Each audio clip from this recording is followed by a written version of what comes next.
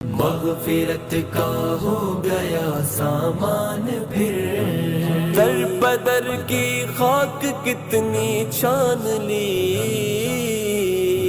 لوٹ آ رب کی طرف نادان پھر، مغفرت کا ہو گیا سامان پھر۔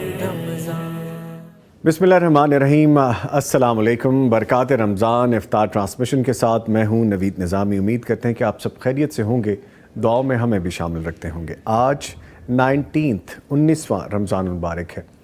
دن گزر رہے ہیں ایک ایک کر کے، اور ایک اور تڑپ دل میں جاگ رہی ہے کہ یا رب العزت، یہ رمضان کا مہینہ جو ہمیں نصیب کیا ہے زندگی میں، اگلی مرتبہ بھی ہمیں اس میں شامل رکھنا۔ یہ جو ہم عبادات کرنے کی کوششیں کر رہے ہیں، نیک کام کرنے کی کوششیں کر رہے ہیں، خیر کے کام کرنے کی کوششیں کر رہے ہیں، یا جس طرح ہم یہ ٹرانسمیشن آپ کے سامنے لے کے آ رہے ہیں، اللہ تعالیٰ اس کو قبول و منظور فرما لینا، اور ہماری ان کاوشوں کو ہماری آخرت کے لیے ایک ایسا لہلہاتا سبزہ ہرا بنا دینا کہ جو ہماری آنکھوں کی ٹھنڈک بن جائے، ہم کسی کے کام آ جائیں۔ جس طرح پیغام ٹی وی کی یہ برکات رمضان افطار ٹرانسمیشن ہو یا پلس نائٹ ٹرانسمیشن ہو، اس میں ہماری کوشش یہی رہتی ہے کہ ہم خاص طور پہ آپ کے سوالات کے جوابات دے دیں، آپ کی شرعی رہنمائی کرتے، دین کی مستند بات آپ تک پہنچاتے، جو چیزیں آپ کو پریشان کر رہی ہیں دین کی شرعی رہنمائی کے حوالے سے آپ جاننا چاہتے ہیں، اس کے جوابات آپ تک پہنچائیں، اور ہم اپنی ذمہ داری ادا کرتے رہیں۔ یہ ذمہ داری ہے نا کہ اگر اللہ تعالیٰ نے ہمیں یہاں پہنچایا ہے کہ ہم پیغام ٹی وی کے ذریعے قرآن و سنت کی صحیح اور مستند بات آپ تک پہنچا سکیں، تو یہ ذمہ داری ادا کرتے رہیں۔ اللہ تعالیٰ ہمیں برکتیں سمیٹنے کی پوری ہمت طاقت دے، اور ہماری نیتوں کو قبول کر لیں۔ جو مفتیان کرام ہمارے ساتھ یہاں پہ آتے ہیں، جو قرآ کرام آتے ہیں، جو نعتیہ کلام پڑھنے کے لیے آتے ہیں، جو ہمارے مینجمنٹ کے لوگ ہیں، جو ہماری ٹیم کے لوگ ہیں، جو ہمارے مہمان ہیں، جو عالم دین ہمارے ساتھ موجود ہوتے ہیں، سب اسی کاوش کا حصہ ہیں، اسی محنت میں ہے کہ اللہ تعالیٰ یہ دین کے کام میں ہمارا حصہ قبول کر لیں۔ اور ایک چھوٹی سی کاوش میری بھی ہے، جو کہ آپ کے لیے ہم ڈیلی اکٹھے ہوتے ہیں اور گفتگو کرتے ہیں۔ اس خوبصورت بات کے ساتھ یہ بھی ذہن میں آتا ہے کہ نہ جانے آگے 10 روزے ہیں، 11 ہیں یا 9 روزے ہیں، کچھ پتہ نہیں ہے ہمیں، لیکن ان چند دنوں کے بعد رمضان ہم سے رخصت ہو جائے گا۔ ہمیں آخری عشرے کی طرف بڑھنے میں صرف ایک افطار ہی باقی ہے۔ ہمارے پاس یہ جو آئندہ دن ہوں گے آخری عشرے کے، اس میں ہمیں بڑی محنت کرنی ہے، لیلۃ القدر کو ڈھونڈنا ہے، تاک راتوں میں عبادات کرنی ہے، رب کو منانے کی کوشش کرنی ہے، اور اس جستجو میں ہم کس حد تک کامیاب ہوتے ہیں یہ اللہ تعالیٰ بہتر جانتے ہیں۔ اور آج ہم اسی پہ بات بھی کریں گے۔ اس خوبصورت سوچ کے ساتھ آغاز کر دیتے ہیں۔ آپ کو پتہ ہے کہ آپ نے ہمیں کال کرنی ہوتی ہے، اور ہمارا نمبر ہے 042-111-700-000، یعنی 042-111-700 اور 000۔ اس پہ آپ ڈائل کر کے لائیو ہم سے گفتگو کرتے ہیں، ہم سے بات کرتے ہیں، اور یہ وہی نمبر ہے جس پہ آپ پیغام ٹی وی کے ساتھ تعاون کرنے والوں میں شامل بھی ہو سکتے ہیں۔ گزارش یہی رہا کرتی ہے کہ جب آپ کال کریں تو ٹی وی کا والیوم بند کر لیا کریں۔ ٹی وی کی آواز کو بند کرنے سے پراپر طریقے سے بات ہو سکتی ہے ہماری، ورنہ آٹومیٹڈ سسٹم ہے، لائن ڈسکنیکٹ ہو جاتی ہے، ٹی وی کی آواز کی وجہ سے جو ایکو آتی ہے اس سے ہم بات نہیں کر پاتے۔ ایک وقت میں ایک سوال کیجئے تاکہ زیادہ سے زیادہ لوگوں کو موقع مل سکے۔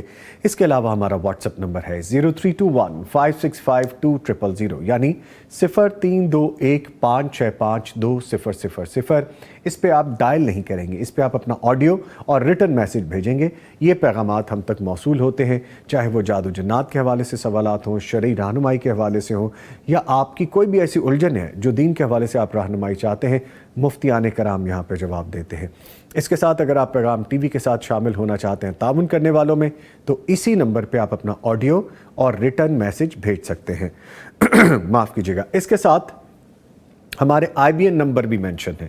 اگر آپ انٹرنیشنلی دنیا کے کسی بھی کونے میں موجود ہیں، جس کا کہ پروف ہمیں یہ ملتا ہے جب ہمیں کالز آتی ہیں، کبھی دبئی سے، کبھی آسٹریلیا سے، کبھی انگلینڈ سے، کبھی امریکہ سے، کبھی کسی بھی جگہ سے، تو آپ ہمیں دیکھ رہے ہیں، پیغام ٹی وی کو دیکھ رہے ہیں، دین کے حوالے سے رہنمائی جاننا چاہ رہے ہیں، سو ہم وہاں تک پہنچ رہے ہیں۔ آپ وہاں سے ہم سے تعاون کرنا چاہتے ہیں تو ہمارے IBN نمبر مینشن ہے، آپ ان کے ذریعے اپنی رقم بھیج سکتے ہیں۔ لوکلی اگر آپ پاکستان کے کسی بھی شہر میں ہیں، کسی بھی جگہ موجود ہیں، آپ اپنے عطیات بھیجنے کے لیے ہمارے جو اکاؤنٹ نمبر ہے، جو ابھی اس نشریات کے دوران نیچے جو سکرول بار رول ہو رہی ہے اس میں وہ نمبر مینشن ہے، آپ ان کے ذریعے بھی تعاون میں شامل ہو سکتے ہیں۔ ہماری نشریات رمضان المبارک کی بابرکت نشریات برکات رمضان افطار ٹرانسمیشن ہو یا برکات رمضان بلیسڈ نائٹ ٹرانسمیشن ہو، آپ کیبل نیٹ ورک پرووائڈر کے ذریعے ہمیں دیکھ رہے ہیں۔ اگر آپ لائیو دیکھنا چاہتے ہیں یوٹیوب پہ، آپ کسی بھی موبائل اینڈرائیڈ میں جا کے یا ٹی وی سیٹ میں جا کے آپ لکھیے پیغام ٹی وی لائیو اور ہماری نشریات کو دیکھتے رہیے۔ اس کے علاوہ کسی بھی براؤزر یا سرچ انجن میں جائیے، live.pegham.tv لکھ کر سرچ کریں، اور یاد رکھیے ہمارے چینلز کو سبسکرائب کر لیجئے۔ یوٹیوب کے چینلز کو سبسکرائب کریں گے جس میں پیغام ٹی وی کے بہت سے چینلز ہیں، پیغام کڈز کا چینل ہے، ہماری لائیو سٹریمنگ کا چینل ہے، ہمارے اور جو دوسرے پروگرامز ہیں ان کے حوالے سے چینلز ہیں، ان کو سبسکرائب کر لیجئے۔ اور ہاں، فیس بک پیج کو بھی فالو کر لیجئے، لائک کر لیجئے۔ اس سے بھی آپ کو شرعی رہنمائی اور جو سوالات آپ جاننا چاہتے ہیں ان کے جوابات یقیناً ٹپس کی صورت میں مل جایا کریں گے۔ ہماری نشریات برکات رمضان افطار ٹرانسمیشن آپ تک پہنچانے میں ہمیں تعاون حاصل ہے Sufi soap and Sufi cooking oil کا۔ ان کے ساتھ موجود ہیں سلوہ banaspati and cooking oil, Naimat banaspati and cooking oil, Darussalam international, super Asia, Zia family food products اور حسین حبیب پرائیویٹ لمیٹڈ کے تعاون سے یہ نشریات آپ تک پہنچائی جا رہی ہیں۔ آج کی کتاب کے حوالے سے بھی ہم آپ کو آگاہ کریں گے، اور آج کا ہمارا موضوع جیسے کہ چند لائنیں شروع میں نے آپ کے ساتھ شیئر کی کہ آخری عشرہ ہے، اعتکاف اور لیلۃ القدر کی جستجو ہے، اس میں ہم کیسے کامیاب ہو سکتے ہیں، اس لگن کو ہم کیسے آگے لے کے چل سکتے ہیں اور کامیابی کیسے پا سکتے ہیں۔ کامیابی آپ کو پتہ ہے، ایک کامیابی یہ کہ ہم لیلۃ القدر کو پالیں، اور ایک کامیابی وہ جس کی ہم جستجو میں زندگی بھر لگے رہے ہیں، اور انشاءاللہ جب تک زندگی رہے گی لگے رہیں گے کہ لیلۃ القدر حاصل ہو جائے اور ہم آخرت کے لیے، اپنوں کے لیے جو ہماری اس دنیا سے رخصت ہو گئے اپنے فیملی ممبر، ان کے بخشش کے سامان کے لیے کچھ نہ کچھ اکٹھا کر لیں، اصل مال اکٹھا کر کے لے جائیں۔ ایک مال اکٹھا ہم وہ بھی کر رہے ہیں جس میں ہم پیغام ٹی وی کے ساتھ تعاون کرنے والوں میں شامل ہو رہے ہیں، ایک مال یہ بھی ہے جو اصل میں ہم اکٹھا کر رہے ہیں، کیونکہ جو ہم یہاں پہ خرچ کر جائیں گے وہ تو یہیں کا مال رہ جائے گا۔ اور اس کے ساتھ معزز مہمان بھی اسٹوڈیوز میں موجود ہیں میرے ساتھ، تعارف کرواتا چلوں۔ قاری عبد المتین شاہین صاحب، بہت خوبصورت انداز ہے ان کی تلاوت کا، ان کو آج ہم نے مدعو کر رکھا ہے۔ قاری صاحب السلام علیکم۔ وعلیکم السلام۔ خیریت سے ہیں قاری صاحب؟ الحمدللہ، ماشاء اللہ، الحمدللہ جی، دعائیں آپ کی۔ قاری صاحب کے ساتھ ایک بڑی نرم، شفیق اور بڑی خوبصورت شخصیت کے مالک، جن سے مل کے ہمیشہ اچھا لگتا ہے، آج بھی میرا ایکسپیرینس بڑا خوبصورت ہے، بڑا وارملی ویلکم کیا انہوں نے، سینے سے لگایا، گلے سے لگایا، محبت کے ساتھ اور دعاؤں کے ساتھ آغاز ہوا ان کی میری ملاقات کا۔ تعارف کرواتا چلوں، حافظ عبد الوحید حافظ اللہ صاحب ہیں اور امیر مرکزیہ ضلع لاہور اور مدیر دارالفلاح ہیں، ان کو خوش آمدید کہتے ہیں۔ سر السلام علیکم۔ وعلیکم السلام، کیسے ہیں آپ؟ الحمدللہ، آپ کی دعائیں۔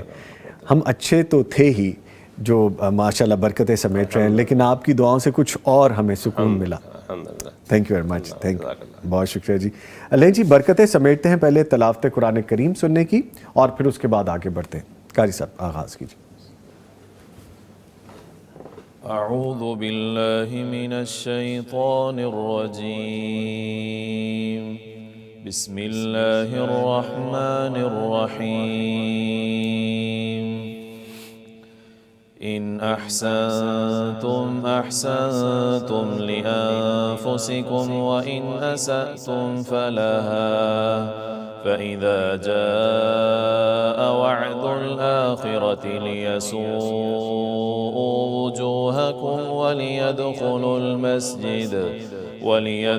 المسجد كما دخلوه أول مرة وليتبروا ما علوا تتبيرا، عسى ربكم أن يرحمكم وإن عدتم عدنا وجعلنا جهنم للكافرين حصيرا، إن هذا القرآن يهدي للتي هي أقوم ويبشر المؤمنين الذين يعملون الصالحات أن لهم أجرا كبيرا، وأن الذين لا يؤمنون بالآخرة أعتدنا لهم عذابا أليما، ويدعو الإنسان بالشر دعاءه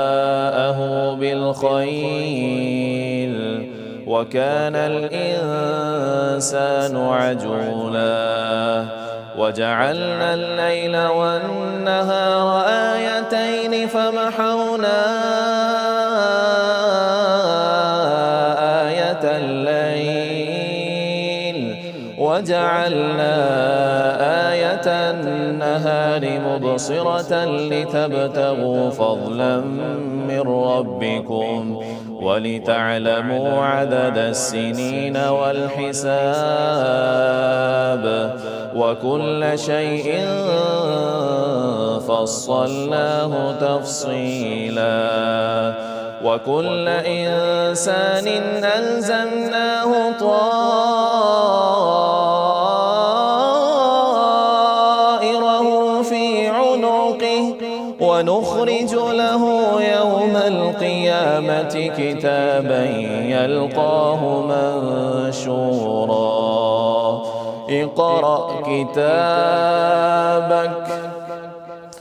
اقرأ كتابك كفى بنفسك اليوم عليك حسيبا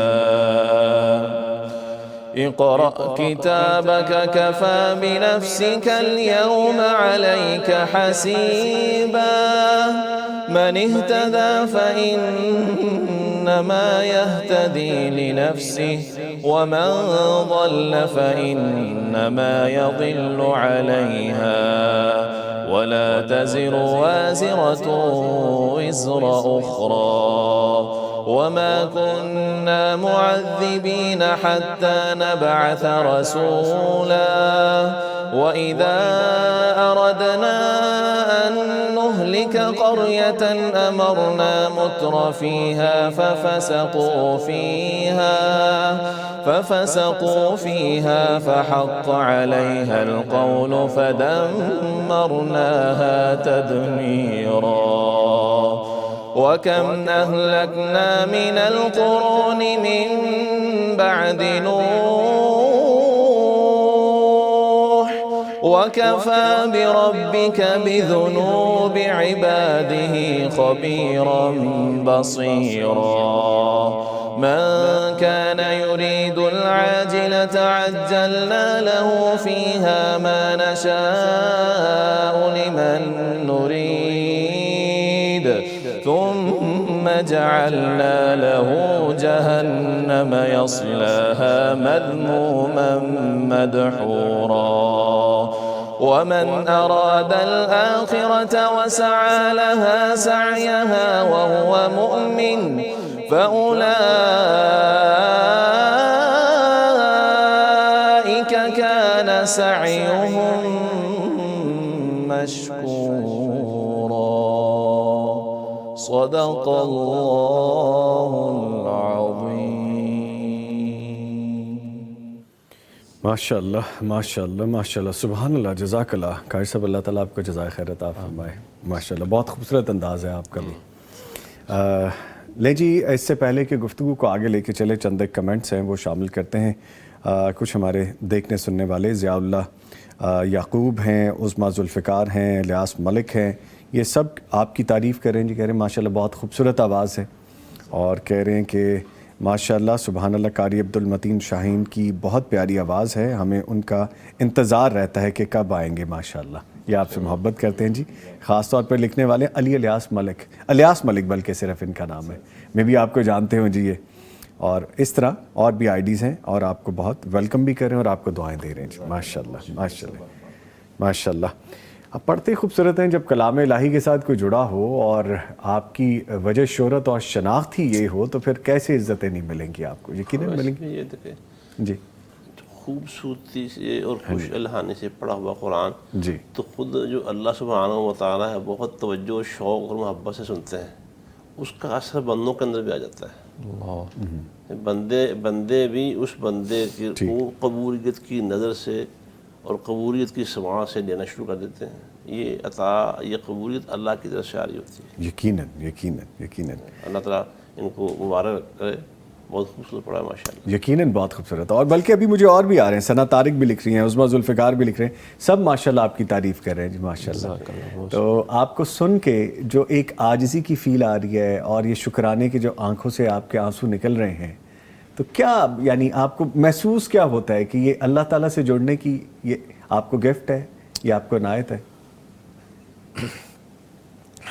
دیکھیں بات یہ ہے کہ اگر ہمیں واقعتاً اس چیز کا پتہ چل جائے کہ یہ قرآن مجید کیا چیز ہے، یہ اللہ کا کلام ہے، اللہ کی باتیں، آپ کی کوئی بات سنیں تو آپ اتنا خوش ہوتے ہیں کہ میری کوئی بات کوئی سن رہا ہے، لیکن جب اللہ تعالیٰ کا قرآن پڑھا جاتا ہے تو اللہ تعالیٰ سن رہے ہوتے ہیں، انسان اللہ سے باتیں کر رہا ہوتا ہے۔ یس تو یہ فیلنگ جب آتی ہیں کہ انسان اللہ تعالیٰ سے باتیں کر رہا ہوتا ہے تو سب کچھ بھول جاتا ہے۔ اگر ہمیں بھی سب کو اگر پتہ چل جائے کہ قرآن مجید جب انسان پڑھتا ہے تو اللہ کے ساتھ ہم کلام ہو رہا ہوتا ہے، گفتگو ہو رہی ہوتی ہے، اللہ تعالیٰ سے گفتگو ہو رہی ہوتی ہے۔ اللہ تعالیٰ سے بڑھ کر کوئی بھی کسی کی ہستی نہیں ہے۔ یقیناً تو انسان جب اللہ کے سامنے کھڑا ہوتا ہے، اللہ سے باتیں کر رہا ہوتا ہے تو دنیا کے سب کچھ بھول جاتا ہے انسان کو۔ کچھ لمحوں کے لیے آپ بھی ایسے ہوئے تلاوت کے دوران۔ میرا دل کہہ رہا ہے کہ میں اٹھ کے آپ کو ٹیشو پیش کروں، لیکن چونکہ تارے بندی ہوئی ہیں جی، ہم یہاں سے ہل نہیں سکتے۔ احترام میں ٹیشو باکس ہوگا آپ کے پاس یہاں پہ، آپ اس کو استعمال کر سکتے ہیں۔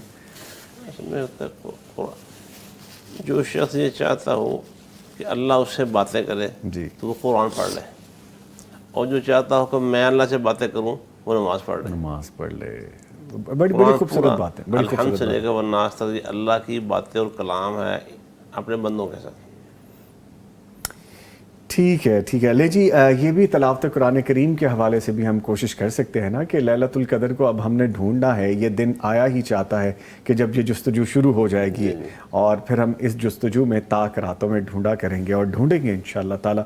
اس میں ہم قرآن کریم کی تلاوت کریں، اللہ تعالیٰ سے گفتگو کریں، اور اللہ تعالیٰ ہم سے گفتگو کریں، ہم ان کی بارگاہ میں، اللہ تعالیٰ کی بارگاہ میں کھڑے ہو جائیں، اپنی حاضری لگوائیں، اور ہمارے جتنے جو ہم سے غلطیاں، کوتاہیاں، گناہ، جو ہم سے ایسی چیزیں سرزد ہو گئی ہیں جس پہ ہم خود بھی نادم ہیں، جس کو دنیا کو نہیں پتا، جس کے بارے میں صرف ہم جانتے ہیں اور ہمارا اللہ جانتا ہے، سرگوشیاں کر لیں، ہم باتیں کر لیں، منا لیں اللہ تعالیٰ کو، اور اپنی ان غلطیوں پہ نادم ہو جائیں۔ ان سب پہ بات کریں گے جی ہم، بڑی لمبی ابھی انشاءاللہ تعالیٰ سیشن میں ساری چیزیں سمجھنے کی کوشش کریں گے، ڈسکشن کریں گے، بات ہم کمپلیٹ کرنے کی کوشش کریں گے، لیکن اس سے پہلے میں ایک وقفہ لوں گا۔ یہ کہہ رہے تھے کہ تم نماز نہیں پڑھتی اس لیے تم پر اللہ کا عذاب آئے گا، یہ کیا بے وقوفی ہے؟ کہاں ہے شہیر؟ بلا کر لاؤ اسے۔ دادا ابو کے اس اچانک غصے پر ہاجرہ سہم گئی، پھر بولی کہ بھیا تو کھیلنے گئے ہیں، مجھے لگتا ہے انہوں نے مذاق کیا ہوگا، ایسی باتیں مذاق میں بھی نہیں کرتے، بھلا میری پوتی پر عذاب کیوں آئے گا؟ دادا ابو نے اسے خود سے لپٹا لیا۔ ہاجرہ جان نہ پائی کہ آخر یہ سب کیا ہوا ہے۔ دادا ابو کو بھی اندازہ ہو چکا تھا کہ ہاجرہ انہیں اچانک غصے میں دیکھ کر ڈر گئی ہے۔ انہوں نے اسے اپنے سامنے کرسی پر بٹھایا اور دراز میں سے بادام اور کھجوریں نکال کر اس کے سامنے رکھیں۔ ادھر ادھر کی باتوں کے بعد جب انہوں نے دیکھا کہ وہ سنبھل گئی ہے تو پیار سے بولے، میری بچی، پہلی بات تو یہ ہے کہ تم ابھی صرف 9 سال کی ہو، تم پر نماز فرض ہی نہیں ہے۔ دوسری بات یہ ہے کہ اللہ تعالیٰ تو اپنے بندوں سے بہت پیار کرتے ہیں، وہ کیوں ہم پر عذاب نازل کریں گے؟ مگر دادا ابو یہ عذاب ہوتا کیا ہے؟ ہاجرہ نے معصوم سا سوال دہرایا۔ میری بچی، چھوٹی سی عمر میں کتنا بڑا سوال ہے تمہارا۔ دادا ابو نے چند لمحے سوچا، پھر بولے، تم جانتی ہو کہ شیطان انسانوں کا سب سے بڑا دشمن ہے، یہ ہمیشہ انسانوں کو نقصان پہنچانے کی کوشش کرتا ہے، اس لیے وہ انسانوں کو اللہ کی عبادت کرنے سے دور بھی کرتا ہے اور انہیں ایک دوسرے سے لڑاتا بھی ہے۔ یہ جو ایک چھوٹا سا میں نے اس میں سے چنک آپ کو بتایا ہے، اور یہ ایک پیج پہ تھوڑی سی ایسی نصیحت ہے جو کہ سمجھنے کے حوالے سے، اور کتاب مجھے بڑا اچھا لگا اس کو کھول کے پڑھتے ہوئے بھی ٹرانسمیشن کے دوران ہی۔ آج کی کتاب ہے مقامات عاد، اور قرآن مجید میں بیان کیے گئے مقامات کا اس میں تذکرہ ہے۔ قرآن کریم میں سابقہ اقوام کا تذکرہ عبرت کے طور پر کیا گیا ہے۔ اس کے مختلف پہلوؤں پر غور اور فکر امت مسلمہ کے اہل علم اور تحقیق کا خصوصی ذوق رہا ہے۔ اس کہانی میں قوم عاد کا تذکرہ کیا گیا ہے۔ یہ دیکھیے، ان کی رہائش گاہوں اور باعث ہلاکت امور کا تذکرہ ہے۔ انداز بڑا دلچسپ ہے، جیسا کہ ابھی میں نے پڑھا اور پھر مجھے لگا کہ آپ کو بتانا چاہیے۔ بچوں کے ساتھ ساتھ بڑوں کے لیے بھی یہ بہت مفید ہے۔ اگر یہ کتاب آپ حاصل کرنا چاہتے ہیں تو دارالسلام کے تمام شو رومز اور دارالسلام کے .pk پر آن لائن آپ جائیے، آرڈر کیجئے یا آپ کو وہاں سے مل جائے گی۔ اس کتاب کے اندر باقاعدہ دیکھیں بڑا خوبصورت پرنٹنگ اور پیپر ورک جو اس کا ہے، کوالٹی ہے بہت اچھی، اور بچوں کو سمجھنے کے لیے، سیکھنے کے لیے، بلکہ ہم بڑوں کے سیکھنے کے لیے بھی اس میں بہت کچھ ہے۔ تو یہ آج کی کتاب ہے جی، جو کہ آپ کو بتائی مقامات آت۔ اس کو ہم مسلم لائبریری میں آج ایڈ کر لیتے ہیں ان ون گو جی، بڑے اچھے طریقے سے شاید رکھی گئی، اور اس سے بہتر شاید اب یہ نہیں رکھی جائے گی۔ لیں جی، آج کی کتاب تھی جس کے بارے میں آپ کو بتایا، اور ایک بڑی اور اچھی، ایک منٹ کوشش کرتے ہیں، یہ گر جائے گی لیکن یہاں پہ چلیں کوشش کرتے ہیں اس کو دوبارہ ٹرائی اگین۔ یہ ٹھیک ہے جی، چلیں ٹھیک ہے جی۔ آج کی کتاب آپ کو بتا دی، اور ایک اور بڑی پیاری سی شخصیت ہمیں جوائن کر چکے ہیں، ان کا بھی تعارف کرواتا چلوں۔ ہمارے ساتھ موجود ہیں ڈاکٹر ابراہیم سلفی صاحب حافظہ اللہ، اور ناظم مرکزیہ ضلع لاہور اور پرنسپل محمدیہ قرآن کالج ہیں۔ ان کو خوش آمدید کہتے ہیں۔ ڈاکٹر صاحب السلام علیکم، خیریت سے ہیں؟ رمضان کی برکتیں سمیٹ رہے ہیں ماشاءاللہ۔ الحمدللہ، تقبل اللہ منا و منکم۔ جزاکم اللہ خیر جی، بہت شکریہ بہت شکریہ۔ لے جی، گفتگو کا آغاز ہم کرتے ہیں حافظ عبدالوحید صاحب سے، اور جیسا کہ ابھی ہم آغاز میں بات کر رہے تھے کہ ہمیں آخری عشرے میں اب دیکھنا ہے کہ یہ اعتکاف کے دن بھی آ گئے ہیں، لیلۃ القدر کی جستجو کے حوالے سے بھی اب ہم مزید ہمت اکٹھی کر لیں گے۔ تو حافظ صاحب فرمائیے گا پلیز کہ رمضان کے آخری عشرے کی اہمیت اور اس کی برکات وہ کیا ہیں، اس سے ہم بسم اللہ کرتے ہیں۔ اس میں جو اللہ تعالیٰ نے فرمایا نا کہ ایام معدودات، جی، وہ اب لد چلے ہیں، اور معاملہ جیسے جیسے وہ انتہا کی طرف بڑھ رہا ہے، ویسے ویسے وہ بلندی کی طرف بھی بڑھ رہا ہے۔ اور نبی کریم صلی اللہ علیہ وسلم کی حدیث بھی ہے، انما الاعمال بالخواتیم، عملوں کو دار و مدار خاتمے پر ہے۔ جی، اگر ہم سے جو روزہ رکھ رہے ہیں، نمازیں پڑھ رہے ہیں، تلاوت قرآن کر رہے ہیں، پھر بھی بہت سارے معاملات میں کوئی کمی کوتاہی رہ گئی ہوگی، اس اختتام کو اپنے لیے بہتر بنا لینا چاہیے۔ اگر توبہ کرنے میں کوئی کمی رہ گئی ہے تو اللہ سے توبہ زیادہ کرے۔ اگر اللہ تعالیٰ کا خوف اپنے اوپر طاری کرنے میں کمی رہ گئی ہے تو اس کا اہتمام ہونا چاہیے، کیونکہ اللہ تعالیٰ کا خوف ایک ایسی چیز ہے، قرآن میں اللہ نے فرمایا ہے کہ جو اپنے رب کے سامنے کھڑا ہونے سے ڈر گیا، جنت اسی کا ٹھکانہ ہے۔ یہ خوف بہت بڑی نعمت ہے۔ دنیا کے لحاظ سے تو کہتے ہیں نا، جو ڈر گیا سو مر گیا، جی، تو قرآن حدیث کے لحاظ سے یہ یوں کہا جائے گا، جو ڈر گیا وہ تر گیا۔ ماشاءاللہ، یہ اس کے لیے ٹھیک ہے بالکل، جو اللہ سے ڈر گیا، جی بالکل بالکل اللہ کے احکامات سے ڈر گیا۔ جی، تو اب معاملہ انتہا کو جا رہا ہے، جی، اور جس طرح ہاتھ میں پکڑی ہوئی ریت سرکتے سرکتے مٹھی خالی ہو جاتی ہے، اب اس حوالے سے دن ایام معدودات بھی ختم ہونے کو ہیں، اور بلندی کی طرف بھی جا رہا ہے، اس کی اہمیت بھی بڑھ رہی ہے۔ لہذا نبی کریم صلی اللہ علیہ وآلہ وسلم کی سنت سے جو ہمیں معلوم ہوتا ہے، اس کے مطالعے سے، سیرت کے مطالعے سے، وہ یہ کہ اس آخری عشرے میں خوب محنت کرنی ہے۔ نبی علیہ السلام تو اپنے اہل خانہ سے بالکل لا تعلق ہو جاتے، جیسا کہ ام المؤمنین سیدہ عائشہ صدیقہ رضی اللہ تعالیٰ عنہ بیان فرماتی ہیں کہ اپنے گھر والوں کو جگا دیتے، خود پوری طرح سے مستعد ہو جاتے ہیں، اور شد مئزرہ اہل خانہ سے بالکل لا تعلق ہو جاتے ہیں۔ حافظ ابن حجر رحمہ اللہ نے شد مئزرہ اور دیگر علماء نے اس کی شرح میں لکھا ہے، اس کا مطلب ہے اہل خانہ سے لا تعلق ہو جانا، صرف اللہ سے جڑ جاتے، دنیا سے کٹ جاتے، اللہ بالکل تعالیٰ کی طرف دھیان پورا ہو جاتا ہے۔ اللہ اکبر۔ تو سیدہ زینب بنت ام سلمہ رضی اللہ تعالیٰ عنہا بیان فرماتی ہیں کہ آپ کے اہل خانہ میں سے جو بھی بیدار رہنے کے قابل ہوتا نا، اس کو آپ بیدار رکھتے ہیں، رات سونا نہیں ہے، عبادت کرو۔ عبادت کرو۔ اصل میں تین چیزیں ایسی ہیں جو اللہ تعالیٰ کی قربت کی طرف انسان کو لے چلتی ہیں۔ یہ اس میں ایک ہے قلت طعام، جی، تو روزہ پہلے وہ سکھا رہا ہے، ہاں جی، طعام کنٹرول ہوگا اس کے اوپر، کم کھا رہے ہیں ہم، پیٹ کو خالی رکھ رہے ہیں۔ جی، دوسرا اس میں ہے وہ قلت کلام، کلام حدیثوں میں ذکر آتا ہے فضول کلام سے تو انسان نے، مومن نے بچنا ہی بچنا ہے، جی، ٹھیک ہے۔ اور تیسرا ہے بندہ قلیل المنام ہو جائے، کم سونے والا ہو جائے، نیند کم کرے۔ یہ جو نیند زیادہ ہے نا، اگر بیماری کی وجہ سے خدا نہ خاصہ ہے جی اللہ تعالیٰ صحت عطا فرمائے، ورنہ یہ جو نیند ہے یہ ایک بہت بڑی، اگر یہ حادث سے زیادہ ہو جائے تو یہ ایک روحانی بیماری بھی ہے۔ شکر آپ نے ڈیفائن کر دیا، ورنہ بات کہیں اور چلی جانی تھی کہ حد سے زیادہ ہو جائے، جی حد سے زیادہ نہیں ہونا چاہیے۔ تو اس لیے ٹھیک یہاں ایقظ اہلہ، اپنے گھر والوں کو بیدار رکھنا، یہ سیدہ زینب بنت ام سلمہ رضی اللہ تعالیٰ عنہ کا بیان ہے کہ گھروں میں سے جو فرد بھی جاگنے کے لائق ہوتا آپ اسے جگاتے، بیدار رکھتے اور اسے اللہ کی عبادت میں مشغول کر دیتے ہیں۔ سبحان اللہ سبحان اللہ۔ ڈاکٹر صاحب کو بھی گفتگو میں شامل کرتے ہیں، سن رہے ہیں ہماری گفتگو۔ ڈاکٹر صاحب یہ فرمائیے گا جو آخری عشرہ ہے اس میں عبادات کا اہتمام کس طرح سے مزید اس پہ اب ہم بات کر سکتے ہیں کہ بہت زیادہ ضروری ہو جاتا ہے، جس طرح ابھی حافظ صاحب فرما رہے تھے، اسی بات کو ہم آگے لے چلتے ہیں۔ الحمدللہ رب العالمین والصلاة والسلام علی سید الانبیاء والمرسلین، اما بعد۔ نبی کریم صلی اللہ علیہ وسلم نے صحیح بخاری میں جو حدیث ہے سیدنا ابو ہریرہ رضی اللہ تعالیٰ عنہ بیان کرتے ہیں، آپ نے اس میں 3 چیزوں کا ذکر کیا ہے۔ من صام رمضان ایمانا و احتسابا غفر لہ ما تقدم من ذنبہ، کہ جس بندے نے رمضان المبارک کے روزے رکھے ثواب کی نیت سے، ایمان کی حالت میں، اللہ کی خوشنودی کے لیے، اس کے سابقہ گناہ معاف کر دیے جاتے ہیں۔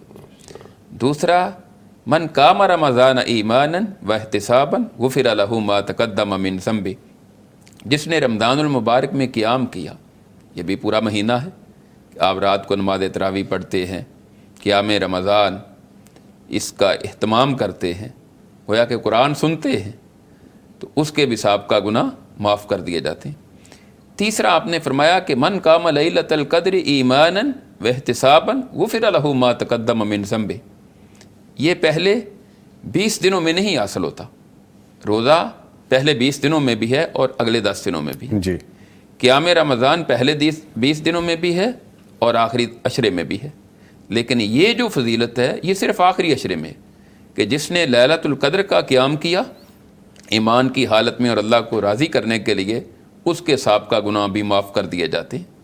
تو جب رسول اللہ صلی اللہ علیہ وسلم کا یہ فرمان آ گیا، اس کے بعد ہمیں پھر گناہ معاف کروانے کے لیے بھرپور کوشش کرنی چاہیے، بھرپور محنت کرنی چاہیے، جیسا کہ حافظ صاحب نے اشارہ کیا اس حدیث کی طرف۔ سیدہ عائشہ رضی اللہ تعالیٰ عنہا نے بھی یہ بیان کیا ہے کہ جب آخری عشرہ داخل ہوتا تو رسول اللہ صلی اللہ علیہ وسلم کمر بستہ ہو جاتے، مکمل یکسوئی کے ساتھ آپ اللہ کی عبادت کرتے، احیا لیلہ ہو و ایقظ اہلہ، آپ رات بھر خود بھی بیدار رہتے اور اپنے گھر والوں کو بھی بیدار کرتے۔ تو آپ کی اس اسوہ حسنہ سے ہمیں چاہیے کہ ہم اس آخری عشرے میں بالخصوص 5 طاق راتوں میں خود بھی بیدار رہیں رات بھر اور اپنے گھر والوں کو بھی بیدار رکھیں اور بیدار رکھ کر عبادت میں لگائیں۔ ٹھیک ہے۔ اچھا، جس طرح یہ گفتگو ہو رہی ہے، مجھے حافظ صاحب ایک اور چیز ذہن میں آ رہی ہے کہ ہم قرآن کریم کی تلاوت زیادہ کریں، جیسا بھی ڈاکٹر صاحب بھی فرما رہے ہیں، ہم نوافل زیادہ پڑھیں، ہم اذکار زیادہ کریں۔ اگر ہم نبی مکرم صلی اللہ علیہ وآلہ وسلم کو دیکھتے ہیں کہ وہ آخری عشرے میں عبادات کرتے ہیں، تو وہ کیسے عبادات کو بڑھا دیا کرتے تھے، یا ہم وہ کرنے کی کوشش کریں؟ اصل میں رات کو بیدار رہنا جو ہے نا، جی، اس میں ایک تو نوافل بھی ہو سکتے ہیں، لیکن نوافل کی کوئی صراحت تو نہیں ہے کہ نبی علیہ السلام نوافل بھی بعد میں پڑھا کرتے تھے۔ جی، لیکن جو چیز ہمیں سمجھ آتی ہے نا، حدیث میں اس کا ذکر بھی موجود ہے اور صراحت کے ساتھ ہی ہے، وہ تلاوت قرآن ہے۔ جبریل امین نبی علیہ السلام کے پاس رمضان کی ہر رات ہی آتے تھے، آپ سے ملاقات ہوتی۔ کیوں آتے تھے؟ قرآن کے تدارس، مدارست، یعنی ایک دوسرے کو قرآن سنانے کے لیے، جسے ہم آج کل کہتے ہیں ایک حافظ قرآن ہے، ایک سامع ہے، دونوں دور کرتے ہیں، ایک سنتا ہے دوسرا سناتا ہے، ایک پڑھتا ہے دوسرا۔ یہ دور ہوتا تھا قرآن کا، اور یہ ہر سال ہی رمضان میں پورا قرآن پیارے پیغمبر صلی اللہ علیہ وسلم اور جبریل امین ایک دوسرے کے ساتھ دور کیا کرتے تھے۔ تو یہ ایک کیفیت ہے کہ کیونکہ ایک تو مہینہ نزول قرآن کا ہے، دوسرا رات جس میں قرآن نازل ہوا تھا اللہ تعالیٰ کی طرف سے، سارے کا سارا قرآن وہ آسمان میں اتار دیا گیا بیت المعمور میں، اور وہاں سے جیسے کہ بعض روایت میں اس کا ذکر آیا ہے، جی، تو وہ قرآن ہی سب سے زیادہ پڑھنا، سب سے زیادہ اس کی تلاوت کرنا، کیونکہ قرآن پہلے بھی ہم بات کر رہے تھے کہ قرآن پڑھنا دراصل اللہ کی باتیں سننا ہے، تو زیادہ سے زیادہ قرآن پڑھا جائے، اور بڑے نوافل بھی ہو سکتے ہیں، دعائیں بھی ہو سکتی ہیں، اذکار بھی ہو سکتے ہیں، ان کی تعداد بڑھ جائے، لیکن اس رات کا جو خاص کام ہمیں سمجھ آ رہا ہے واللہ اعلم بالصواب وہ تلاوت قرآن ہے، کثرت تلاوت قرآن زیادہ سے زیادہ۔ اور ویسے بھی حافظ ابن قیم رحمہ اللہ تعالیٰ نے لکھا ہے کہ اللہ تعالیٰ سے محبت کے اظہار کے جو کام ہیں نا، جو کام ہیں ان میں سے ایک تلاوت قرآن ہے، عام حالات میں بھی، عام روٹین میں بھی، عام حالات میں بھی۔ اچھا، تو یہ تو مہینے قرآن کا ہے، قرآن کا ہی شہر رمضان الذی انزل فیہ القرآن، جی، اور پھر ہمارے پیارے پیغمبر صلی اللہ علیہ وسلم بھی زیادہ قرآن پڑھ رہے ہیں، جبریل کی ملاقات، جبریل کو قرآن سنانا، جبریل امین علیہ السلام سے قرآن سننا، تو ظاہر سے معلوم ہوتا ہے کہ عام فرائض اور پھر دیگر نوافل عبادات جس میں اذکار کی کثرت، نوافل نفل نماز پڑھنے کی کثرت ہے، نفلی صدقہ بھی ہو سکتا ہے اس رات میں، ان راتوں میں، اس راتوں میں۔ اچھا، ان راتوں میں تو ہمارے جو عرب علماء ہیں وہ ہر قسم کی، وہ قرآن میں ہے نا لیلۃ القدر خیر من الف شہر، وہ خیر من الف شہر کا اجر پانا ہے، انفاق کرو، صدقہ کرو۔ اچھا حافظ صاحب، بڑی خوبصورت بات کی، اور یہ نوٹ بھی کیجیے گا ہمارے ناظرین سامعین، اس بات کو غور سے سنیے۔ ڈاکٹر صاحب کتنی خوبصورت بات ہے، ایک طرف تو ہم بات کر رہے ہیں کہ ہم نوافل بھی پڑھ سکتے ہیں، ہم اذکار بھی کر سکتے ہیں، ہم قرآن کریم سے جڑے رہ سکتے ہیں، ہم سنیں یا سنائیں، بیٹھ جائیں آپس میں دو اشخاص، یا گھر کا کوئی فیملی ممبر آپ سے سنے یا آپ ان سے سنیں، یہ بھی ہو سکتا ہے، اور آپ نکل جائیں رات کو کسی کی کوئی مدد کرنے کے لیے، چپکے سے کوئی صدقہ کرنے کے لیے، کسی کے گھر میں کوئی راشن ڈالنے کے لیے، کسی کے گھر میں عید کے کپڑے دینے کے لیے، کسی کی کوئی حاجت پوری کرنے کے لیے، جو سفید پوش ہیں جو باہر آ کے ہاتھ نہیں پھیلا سکتے لیکن آپ کو پتہ ہے کہ ان کے ساتھ یہ معاملہ، اس رات یہ بھی کر سکتے ہیں ہم۔ کیا خوبصورت بات ہے، بڑی خوبصورت بات ہے۔ اچھا ڈاکٹر صاحب ایک چیز اور بتائیے گا جو اعتکاف کے حوالے سے، اب تو ماشاءاللہ محفلیں وہ سجنی شروع ہو جائیں گی، باقاعدہ سب تیاری گھر میں کرنے لگ جائیں گے کہ میرا یہ بیٹا اعتکاف میں بیٹھے گا، میرے والد اعتکاف میں بیٹھیں گے، یا میں یہ اس دفعہ انشاءاللہ سعادت حاصل کروں گا، تو اعتکاف کی شرعی حیثیت اور اس کا جو بنیادی اصول ہے وہ کیا ہے؟ اعتکاف ہے کہ آپ 10 دن کے لیے دنیا کے معاملات، کاروبار چھوڑ کر اللہ کے گھر میں آ کر ٹھہر جائیں، یعنی دنیا کے معاملات سے آپ تعلق ختم کریں اور 10 دن اللہ کے ساتھ تعلق مضبوط کریں۔ نبی کریم صلی اللہ علیہ وسلم مدینہ منورہ میں تشریف لے جانے کے بعد ہر سال 10 دن اعتکاف مسجد نبوی میں بیٹھا کرتے تھے۔ ماشاءاللہ، پہلے آپ درمیانہ عشرہ، بعد میں آپ نے آخری عشرہ اس کے لیے منتخب کیا چونکہ اس میں لیلۃ القدر آ جاتی ہے، تو ان 10 دنوں میں اپنے آپ کو مسجد میں محدود کر لینا اور دنیاوی معاملات سے الگ تھلگ ہو جانا۔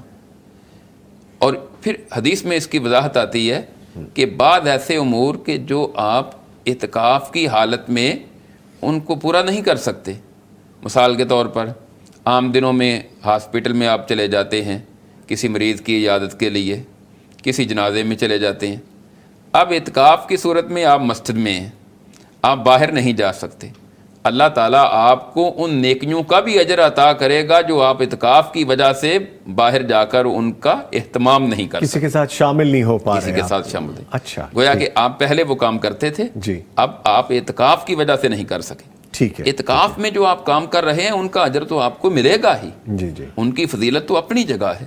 تو 10 دن کے لیے مسلمان اس سنت پر عمل کرتے ہوئے مسنون طریقے سے، یعنی کل سے شروع ہو جائے گا، مغرب کی نماز جا کر مسجد میں ادا کریں اور پھر چاند شوال کا نظر آنے تک مسجد میں رہیں، ٹھیک ہے، بلا ضرورت، بلا مجبوری۔ ضرورت مجبوری کا مطلب یہ ہے کہ اس دور میں مسجد نبوی میں اگر واش روم نہیں تھے، ٹوائلٹ نہیں تھے تو اس کے لیے باہر جاتے، آج بھی اگر کسی جگہ کوئی ایسی صورتحال ہو تو وہ اس ضروری حاجت کے لیے باہر جا سکتا ہے، لیکن باقی دنیاوی امور اور معاملات کے لیے نہیں۔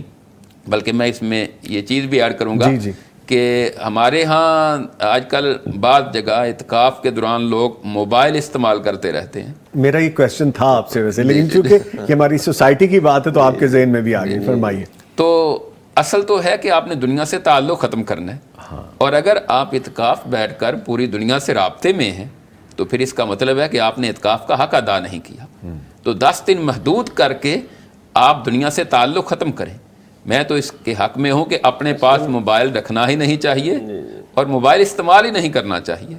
ڈاکٹر صاحب اس میں جو قرآن مجید کی نظر سے میں معافی چاہتا ہوں. نہیں پلیز وہ سورہ توبہ کی غالباً آیت 111 یا 12 ہے. اس میں ایمان والوں کے 9 اوصاف بیان ہوئے ہیں. اچھا. ان میں ایک ہے وہاں لفظ السائحون. السائحون کے ایک معنی ہے کہ ترک دنیا کرنے والے، دنیا سے بے اعتنائی برتنے والے. اور شاید اسی بنا پر اس کا ترجمہ یا تفسیر بعض لوگوں نے کی ہے الصائمون، روزے دار. اچھا، دوسری طرف یہ بات کی گئی. اچھا، کہ روزہ دار اصل میں ترک دنیا یا دنیا سے تعلقات کے خاتمے کا سفر شروع کر چکا ہے. سفر کا آغاز ہو گیا. اب وہ آغاز آگے کرتے کرتے جو آخری عشرے میں آئے گا اور اعتکاف کرے گا، وہ اس ترک دنیا یا قطع تعلق کے دنیا میں ایک سٹیپ آگے بڑھ جائے گا. رمضان سارا ایک باؤنڈری ہے، اس کے اندر بندہ آ گیا ہے اور وہ باؤنڈری انسان کے گرد مزید تنگ ہو گئی ہے. وہ پابندیوں میں مزید آ گیا ہے اعتکاف کی وجہ سے. ٹھیک ہے. ایک پہلے تو تھی جو پابندیاں تھیں وہ حصی تھی، نظر نہیں آتی تھی. اب وہ جو حصی پابندیاں ہیں وہ نظر بھی آنے لگی ہیں. ایک گھر بنا دیا ہے معتکف جسے کہتے ہیں، اس کے اندر بند ہو کے انسان کی اصل میں سوچ نظروں کے ساتھ پھیلتی ہے، آگے نکلتی ہے. اب اس کی نظریں محدود ہو گئی ہیں. یہ بھی ایک لرننگ ہے، یہ بھی سیکھنے کا ایک موقع ہے. اندر آ گیا. مجھے ایک صاحب کہہ رہے تھے جی میں اس مسجد میں اکیلا ہی اعتکاف کر رہا ہوں تو مجھے حجرے کی کیا ضرورت ہے. میں نے کہا نہیں، حجرہ بنائیں. اگر آپ صحیح اعتکاف کرنا چاہتے ہیں تو حجرہ بنائیں. اس حجرے کے اندر رہ کر وہ جو انسان کی سوچ کے دائرے پھیلتے پھیلتے دنیا میں جانے کہاں کہاں چلے جاتے ہیں، وہ ایک طریقے سے ایک بندش ہو جاتی ہے. اور اس کے اندر وہ جو ڈاکٹر صاحب فرما رہے تھے کہ ترک تعلق دنیا، ٹھیک ہے، دنیا سے لا تعلق ہونے کا نام اعتکاف ہے.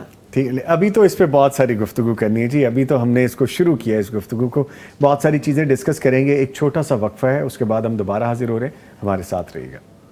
مغفرت کا ہو گیا سامان پھر، در بدر کی خاک کتنی چھان لی، لوٹ آ رب کی طرف نادان پھر، کی خاک کتنی چھان لی، لوٹ آ رب کی طرف نادان پھر. مغفرت کا ہو گیا سامان پھر.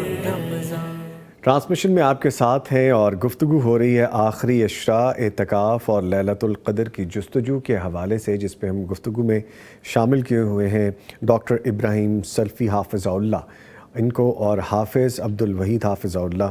یہ دونوں صاحبان ہمارے ساتھ موجود ہیں اور معزز مہمانوں سے جو گفتگو کے دوران چیزیں ہمارے سامنے آ رہی ہیں، کچھ ایسی چیزیں بھی ہمیں نئی سمجھ لگ رہی ہیں جو شاید ہم نے پہلے جن کی جستجو نہیں کی یا شاید کبھی وہ گفتگو کے دوران سامنے نہیں آئیں. سو ایسی ٹرانسمیشن آگے بھی بڑھتی ہے اور مزید گفتگو کو ہم آگے لے کے چلتے ہیں.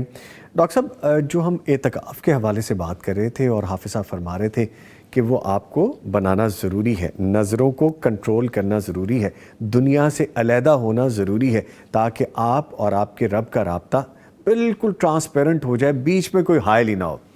جو اعتکاف کی اصل روح ہے اس کو ہمیں سمجھنے کی ضرورت ہے. کیا وہ چند دن صرف عبادت کے دن ہیں؟ کیا وہ لیلۃ القدر کو ڈھونڈنے کی راتیں ہیں، یا اپنے آپ کو اور اپنے اللہ کو پہچاننے کے لیے وہ خاص ہمارے لیے اللہ تعالیٰ نے ہمیں عنایت کی ہے؟ فرمائے گا اس حوالے سے. جیسا کہ پہلے میں نے ذکر کیا کہ پہلے نبی کریم صلی اللہ علیہ وسلم درمیان والے عشرے میں اعتکاف کرتے تھے، پھر بعد میں آپ نے آخری عشرے کو اختیار کر لیا. تو آخری عشرے میں اعتکاف کا جو بنیادی مقصد ہے وہ لیلۃ القدر کو تلاش کرنا، اس کی عبادت کرنا ہی ہے.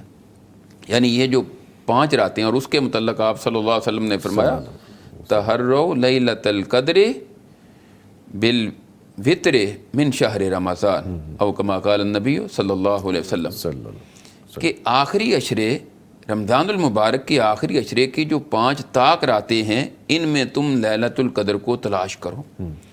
تلاش کرنے کا مطلب میں جو سمجھا ہوں وہ یہ ہے کہ ان 5 راتوں میں عبادت کی جائے. نبی کریم صلی اللہ علیہ وسلم کو اللہ تعالیٰ نے خواب کے ذریعے یہ رات بتا دی تھی. آپ نے فرمایا میں نے خواب دیکھا ہے، لیکن پھر بعد میں وہ بلا دی گئی، اور اس کی حکمت یہی تھی کہ بندے صرف ایک رات نہیں بلکہ 5 راتوں میں عبادت کا اہتمام کریں. ٹھیک. تو اصل اعتکاف کا جو مقصد ہے وہ لیلۃ القدر کا قیام، اس کی تلاوت اور اس میں دعا اور توبہ اور استغفار ہے. جیسا کہ پہلے حافظ صاحب نے بھی ذکر کیا کہ زیادہ سے زیادہ قرآن پڑھیں. نبی کریم صلی اللہ علیہ وسلم کی جو 3 راتوں کی جو باجماعت آپ نے قیام کیا ہے، بعض لوگوں کو یہ غلط فہمی ہے، وہ کہتے ہیں کہ آپ نے صرف 3 راتیں ہی نماز تراویح پڑھی ہے، حالانکہ ایسا نہیں ہے. آپ نے تو پوری زندگی اس پر عمل کیا ہے.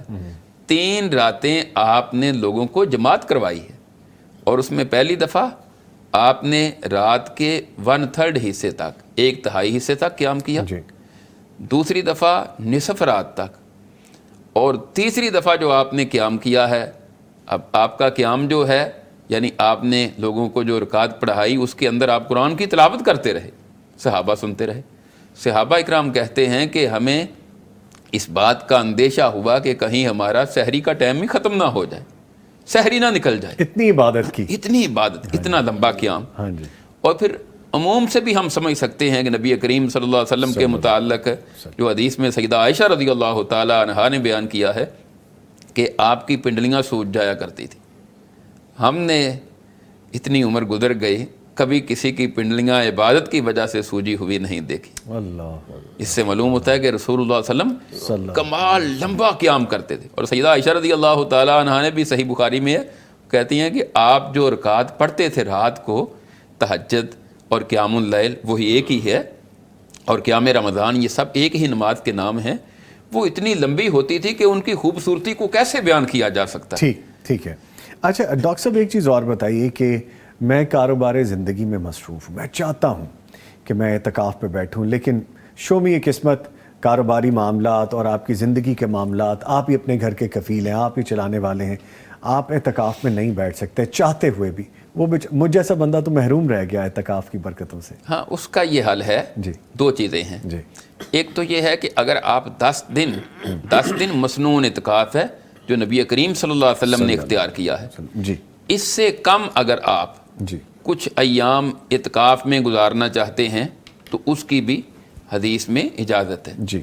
اور اس کی دلیل سیدنا عمر رضی اللہ تعالیٰ عنہ جب مسلمان ہوئے تو انہوں نے آپ کے سامنے اس بات کا ذکر کیا تھا کہ میں نے زمانہ جاہلیت میں نظر مانی تھی کہ میں 1 رات کا یا 1 دن کا اعتکاف کروں گا بیت اللہ میں. تو آپ نے فرمایا تم اپنی نظر پوری کرو. تو اس سے معلوم ہوتا ہے کہ 10 دن تو مسنون اعتکاف ہے جس کی فضیلت بہت زیادہ ہے. جی. اس سے کم دن بھی آپ اعتکاف میں گزار سکتے ہیں کہ آپ کو موقع ملا آپ 3 دن کے لیے، 5 دن کے لیے. ایک تو اس کا یہ حل ہے. دوسرا حل یہ ہے کہ جیسا کہ میں نے ذکر کیا کہ اعتکاف کا اصل مقصد 5 راتوں کا قیام ہے، 5 راتوں کی عبادت ہے، طاق راتوں کی. اب آپ کاروباری ہیں، ہم اعتکاف نہیں بیٹھ سکتے، مصروفیات ہیں. ہم باقی دنوں میں اعتکاف نہیں بیٹھتے، لیکن 5 راتوں کو اپنے لیے خاص کر لیں. اب اس کے لیے تو کوئی پابندی نہیں، یہ تو آپ اپنے گھر میں بھی قیام کر سکتے ہیں، مسجد میں بھی قیام کر سکتے ہیں. رات بھر آپ قرآن کریم کی تلاوت کریں، دعا کریں، آپ نوافل پڑھیں. نوافل سے مراد کہ جو حدیث میں رکعت کا ذکر ہوا ہے جی. وہ آپ پڑھیں.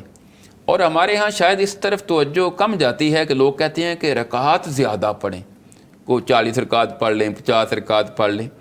میں جو حدیث سے سمجھا ہوں کہ نبی کریم صلی اللہ علیہ وسلم کی نماز جو رات کی بالخصوص ہے نا، وہ لمبی ہوتی تھی کہ آپ قیام کر رہے ہیں، لمبا قیام کر رہے ہیں. حتیٰ کہ وہ ایک حدیث میں تو آتا ہے نا کہ ایک صحابی آپ کے ساتھ کھڑے ہو گئے رات کی نماز کے لیے تو آپ نے سورہ بقرہ شروع کر دی. ماشاءاللہ لمبا قیام ہوا. لمبا قیام، اتنا لمبا قیام کو کہتے ہیں کہ میرے ذہن میں تھا کہ 100 آیت پڑھ کے آپ رکوع کریں گے. آپ نے اس سے بھی آگے بڑھے. ہاں جی. پھر سورہ بقرہ مکمل کریں گے. آپ نے سورہ بقرہ پڑھی، پھر آپ نے سورہ نساء پڑھی، اور اس کے بعد پھر پیچھے آ گئے سورہ آل عمران پڑھی. یہ 5 پاروں سے زیادہ ہے. اور اسی طرح آپ کا رکوع بھی لمبا ہوتا تھا اور آپ کا سجدہ بھی لمبا ہوتا تھا.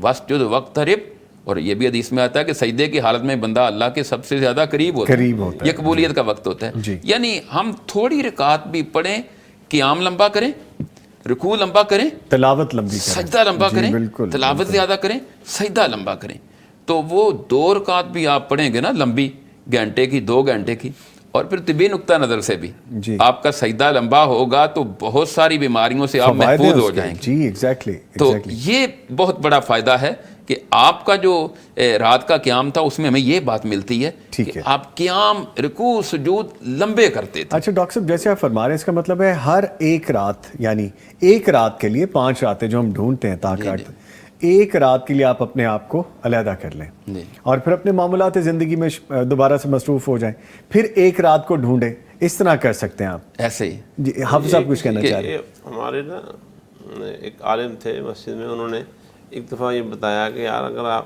کے پاس ٹائم نہیں ہے 5 دن رات پورا عشرہ گزارنے کا، 10 دن نہیں آپ تو آپ ایسا کریں 29ویں رات کو نا مسجد میں آ جائیں. 29ویں رات کو اعتکاف کی نیت کر رہے ہیں، پروگرام بنا رہے سارا. تو ذہن میں یہ ہو کہ یار اگر اللہ کو منظور ہوا تو 30 روزے ہو جائیں گے، تو میں 30ویں روزے تک اعتکاف کروں گا. یعنی ایک 29واں روزہ ہو گیا اور ایک 30واں روزہ ہو گیا.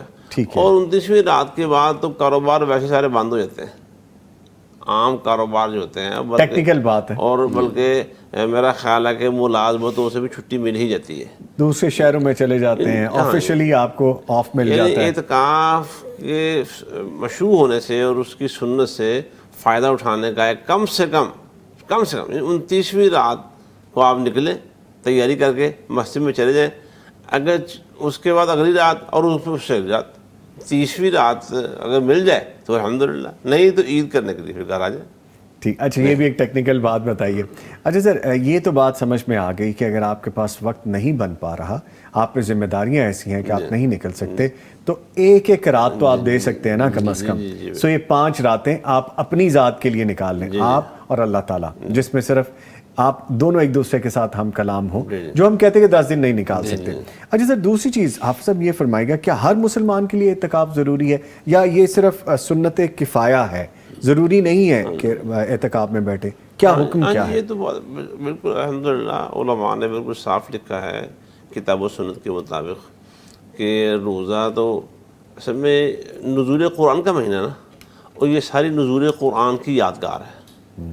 جی پلیز آپ بولیے. اور یہ ساری نزول قرآن کی یادگار ہے. اصل میں اللہ تعالیٰ نے اس امت کو نا پہلی امتوں پر بڑی فضیلت و فوقیت بخشی ہے. جی عام دنوں کے اندر بھی پہلی امتوں کو ہفتہ اور اتوار کا دن ملا ہے، اللہ تعالیٰ نے ہمیں جمعہ دے دیا جو سارے مہینوں سے سارے ہفتے سے افضل ہے.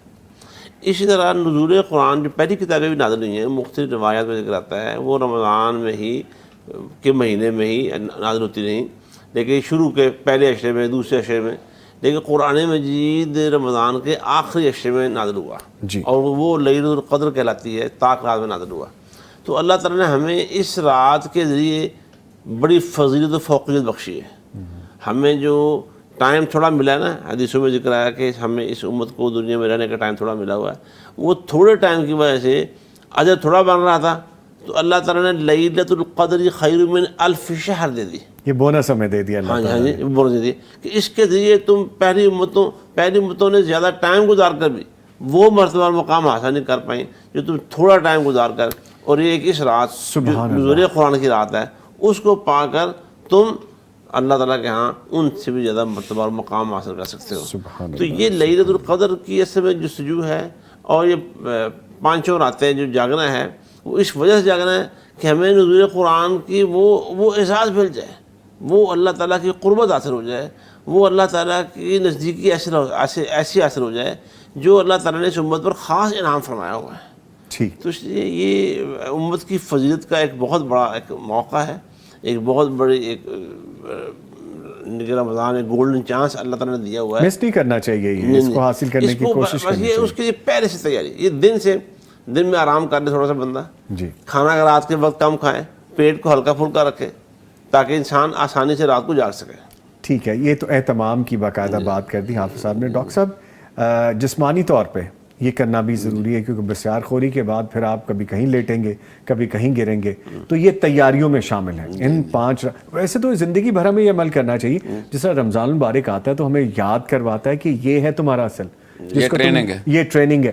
ہر سال اللہ تعالیٰ ہمیں جب تک زندگی رہتی ہے ٹریننگ کرواتے ہیں، ہم پھر بھول جاتے ہیں۔ آپ نے تو بڑی خوبصورت بات کر دی۔ سر حافظ بن قیم رحمہ اللہ نے زاد المعاد میں لکھا ہوا ہے جی کہ جو روزے ہیں نا، یہ سال بھر جن لوگوں کے معدے بھوک کی وجہ سے ویسے خالی رہتے ہیں، کھانے پینے کو انہیں ملتا ہی کچھ نہیں، یہ ان خالی معدوں کی یاد ہے، اللہ اکبر، یس، جو وسائل ہی نہیں رہتے، بھوک کسے کہتے سامان ہیں، ہی نہیں یس، رہتے، پیاس اور کس کو بھوکے کہتے رہتے ہیں؟ ہیں جی، اور تمہیں سب کچھ میسر ہے۔ اب وہ خالی معدے یاد کرو کہ بھوک اور پیاس کی شدت کیا چیز ہوتی ہے، اور پھر ان کو یاد کر کے ان کے لیے کچھ نہ کچھ اہتمام بھی کرو۔ یہ ٹریننگ ہے جیسا حافظ صاحب بھی فرما رہے ہیں، بالکل بالکل۔ اسی طرح سے ایک چیز اور بھی ہے، ایک تو ہم معدے کو خالی رکھیں، کم فل کریں، وہ ہماری صحت کے لیے بھی ضروری ہے، ہماری عبادت کے لیے بھی ضروری ہے، جو ساری رات ہم نے جاگنا ہے۔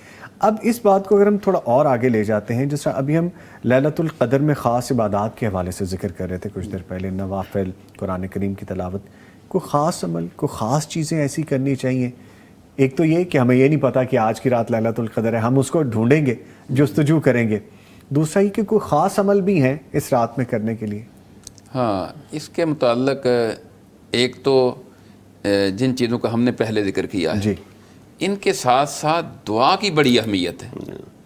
دعا اچھا، ویسے بھی اللہ تعالیٰ نے جہاں رمضان المبارک کے روزوں کی فرضیت کا ذکر کیا ہے، جی، اس کے درمیان میں اللہ تعالیٰ نے دعا کا ذکر کیا ہے، یعنی پہلے بھی روزوں کی فرضیت کا ذکر ہے، جی، بعد میں بھی روزوں کے احکامات ہیں، درمیان میں فرمایا وَإِذَا سَأَلَكَ عِبَادِي أَنِّي فَإِنِّي قَرِيبٌ أُجِيبُ دَعْوَةَ الدَّاعِ إِذَا دَعَانِ فَلْيَسْتَجِيبُوا لِي وَلْيُؤْمِنُوا بِي لَعَلَّهُمْ يَرْشُدُونَ۔ جی، تو درمیان میں اللہ تعالیٰ فرماتے ہیں کہ میرے بندوں کو چاہیے کہ یہ آپ سے اگر پوچھیں نا کہ اللہ قریب ہے یا دور ہے، تو ان کو بتائیے کہ میں قریب ہوں، قریب ہیں۔ جب یہ مجھ سے مانگتے ہیں دعا تو میں ان کی دعائیں قبول کرتا ہوں۔ ماشاء ان کو چاہیے کہ اس کا اہتمام زیادہ کریں۔ سیدہ عائشہ رضی اللہ تعالیٰ عنہا نے نبی کریم صلی اللہ علیہ وسلم سے درخواست کی اللہ، جی، کہ اگر میں لیلۃ القدر کو پا لوں، یعنی میری زندگی میں یہ رات آئے، تو میں پھر کون سی دعا کروں؟ تو آپ نے ان کو دعا سکھائی، اللہم انک عفو تحب العفو فاعف عنی۔ اگر تو اکیلا ہوگا تو پھر وہ فاعف عنی پڑے گا، اور اگر زیادہ لوگ ہیں، جس طرح ہم اکٹھے ہیں، زیادہ لوگ اکٹھے ہیں، دعا کروا رہے ہیں، ایک بندہ دعا کرواتا ہے، تو پھر کہے گا اللہم انک عفو تحب العفو فاعف عنا۔ جی، تو اس کا ترجمہ یہ بڑی خوبصورت دعا ہے، اللہم انک عفو، اے اللہ بے شک تو معاف کرنے والا ہے، تحب العفو معافی کو پسند کرتا ہے، فاعف عنا اے ہمارے رب ہمیں معاف کر دے۔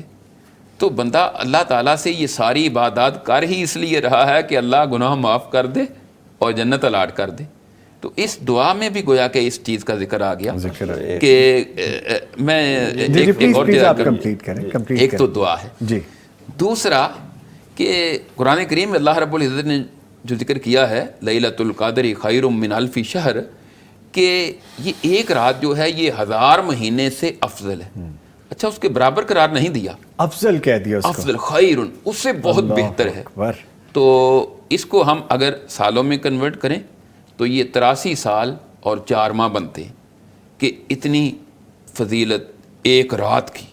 ایک طرف ایک بندہ 83 سال عبادت کرتا ہے، اور ایک طرف اس کو یہ ایک رات نصیب ہو جائے تو یہ اس 83 سال کی عبادت سے افضل ہے۔ تو اگر آپ نے اس میں 2 رکعت ادا کی تو ایسے ہی ہے کہ گویا کہ آپ 83 سال 2 رکعت پڑھتے رہے ہر رات۔ اگر آپ نے اس میں 1000 روپیہ صدقہ کر دیا، جس طرح کہ یہ مجھے بڑی خوشی ہوتی ہے آپ کا یہ پیغام ٹی وی کا بھی ماحول دیکھ کر الحمدللہ، کہ تاک راتوں میں آپ پروگرام کرتے ہیں اور لوگ اناؤنس کرتے ہیں، اعلان کرتے ہیں، فنڈ کے حوالے سے تعاون کرتے ہیں، جی، تو تاک راتوں میں ان کا تعاون کرنا یہ بہت فضیلت کا باعث ہے۔ بلکہ میں تو کہوں گا کہ ہر تاک رات میں صدقہ بھی کرنا چاہیے۔ ماشاءاللہ، ایک دفعہ صدقہ کرنے کا ثواب گویا کہ 83 سال تک مسلسل صدقہ کیا ہے۔ اس آیت سے ہمیں، اس کی تفسیر سے ہمیں یہی بات سمجھ آتی ہے۔ تو پیغام ٹی وی کا ضمن ذکر آ گیا. نہیں بلکہ میں یہاں پہ یہ بھی کہنا چاہوں گا جیسے ڈاکٹر صاحب نے کہا, تو ڈاکٹر صاحب اللہ کے فضل و کرم سے ان طاق راتوں کے ساتھ ساتھ یہ تو بہت افضل بات ہے جو آپ کہہ رہے ہیں, روزانہ ہماری لائیو نشریات میں ماشاءاللہ پیغام ٹی وی کے ساتھ تعاون کرنے والوں میں شامل ہوتے ہیں. الحمدللہ, یہ اللہ تعالیٰ کا کرم ہے, اللہ تعالیٰ کا کرم.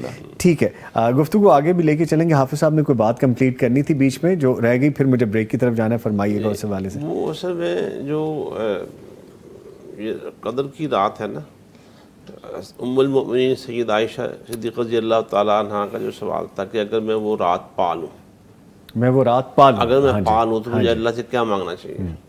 اس سے یہ بات سمجھ میں آتی ہے کہ صرف ظاہری جستجو ہی نہیں بلکہ اس رات کی تلاش میں بندے کو ڈوب جانا چاہیے.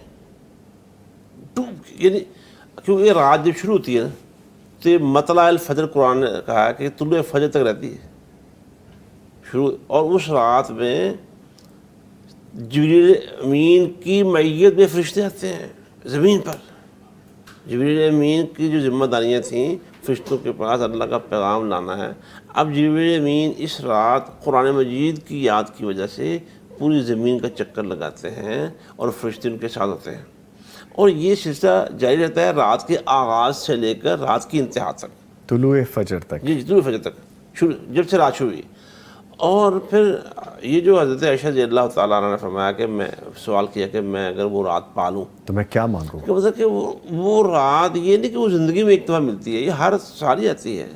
اس کا احساس ہو جاتا ہے. بعض لوگوں کو اللہ کے فضل سے میں نے دیکھا ہے وہ اس کے بڑے حساس طریقے کے ساتھ, بڑے جوڑے جذب کے ساتھ بالکل ڈوب کر اس رات کے لیے کوشش کر رہے ہوتے ہیں, جستجو میں, اور پھر وہ محسوس کر لیتے ہیں کہ آج کی رات تھی, میں نے پا لی لیلۃ القدر. پہلے اور رات کے آغاز میں ہی محسوس کر لیتے ہیں کہ آج کی رات ہے. اس کا اس کا احساس ہو جاتا ہے کس کو, جو اس کی واقعی جستجو میں ہے, جو ڈوبا ہوا ہے, جو اس کے لیے تڑپ رہا ہے, اور بڑی خاص ایک لگن کے ساتھ جہاں بھی مسجد میں, اعتکاف میں, یا گھر میں, گھر کے کمرے میں, یا گھر کی چھت پہ جہاں بھی بیٹھا ہوا ہے, اس کا پورا انہماک ہے, سبحان اس کی اللہ, پوری جستجو ہے, جستجو ضروری, پوری طلب ہے اس کے اندر, طلب ہے بلکہ. ٹھیک. اور جب وہ مل جائے تو پھر اللہ سے یہ مانگنا ہے اللہم انک عفو تحب العفو فاعف عنی, جیسا کہ ڈاکٹر صاحب نے فرمایا. علیہ جی بڑی خوبصورت گفتگو جاری ہے, دل تو نہیں کر رہا روکنے کو, لیکن ایک وقفہ لینا ہے, اس کے بعد ہم دوبارہ اس کو ری جوائن کریں گے. ہمارے ساتھ رہیے. لوٹ آ رب کی طرف نادان پھر رمضان کا ہو گیا سامان پھر رمضان. آپ کی اپنی ٹرانسمیشن برکات رمضان افطار ٹرانسمیشن میں ایک دفعہ پھر آپ کے ساتھ ہیں, اور گفتگو ہو رہی ہے اعتکاف کے حوالے سے, آخری عشرے کے حوالے سے, ان بابرکت راتوں میں عبادات کے حوالے سے کس طرح سے جستجو کر سکتے ہیں, ڈھونڈ سکتے ہیں اور فائدہ اٹھا سکتے ہیں, رب کو منا سکتے ہیں, اپنی آخرت کو سنوار سکتے ہیں. ہمارے ساتھ موجود ہیں ڈاکٹر ابراہیم سلفی حافظہ اللہ, اور ان کے ساتھ موجود ہیں حافظ عبدالوحید حافظہ اللہ.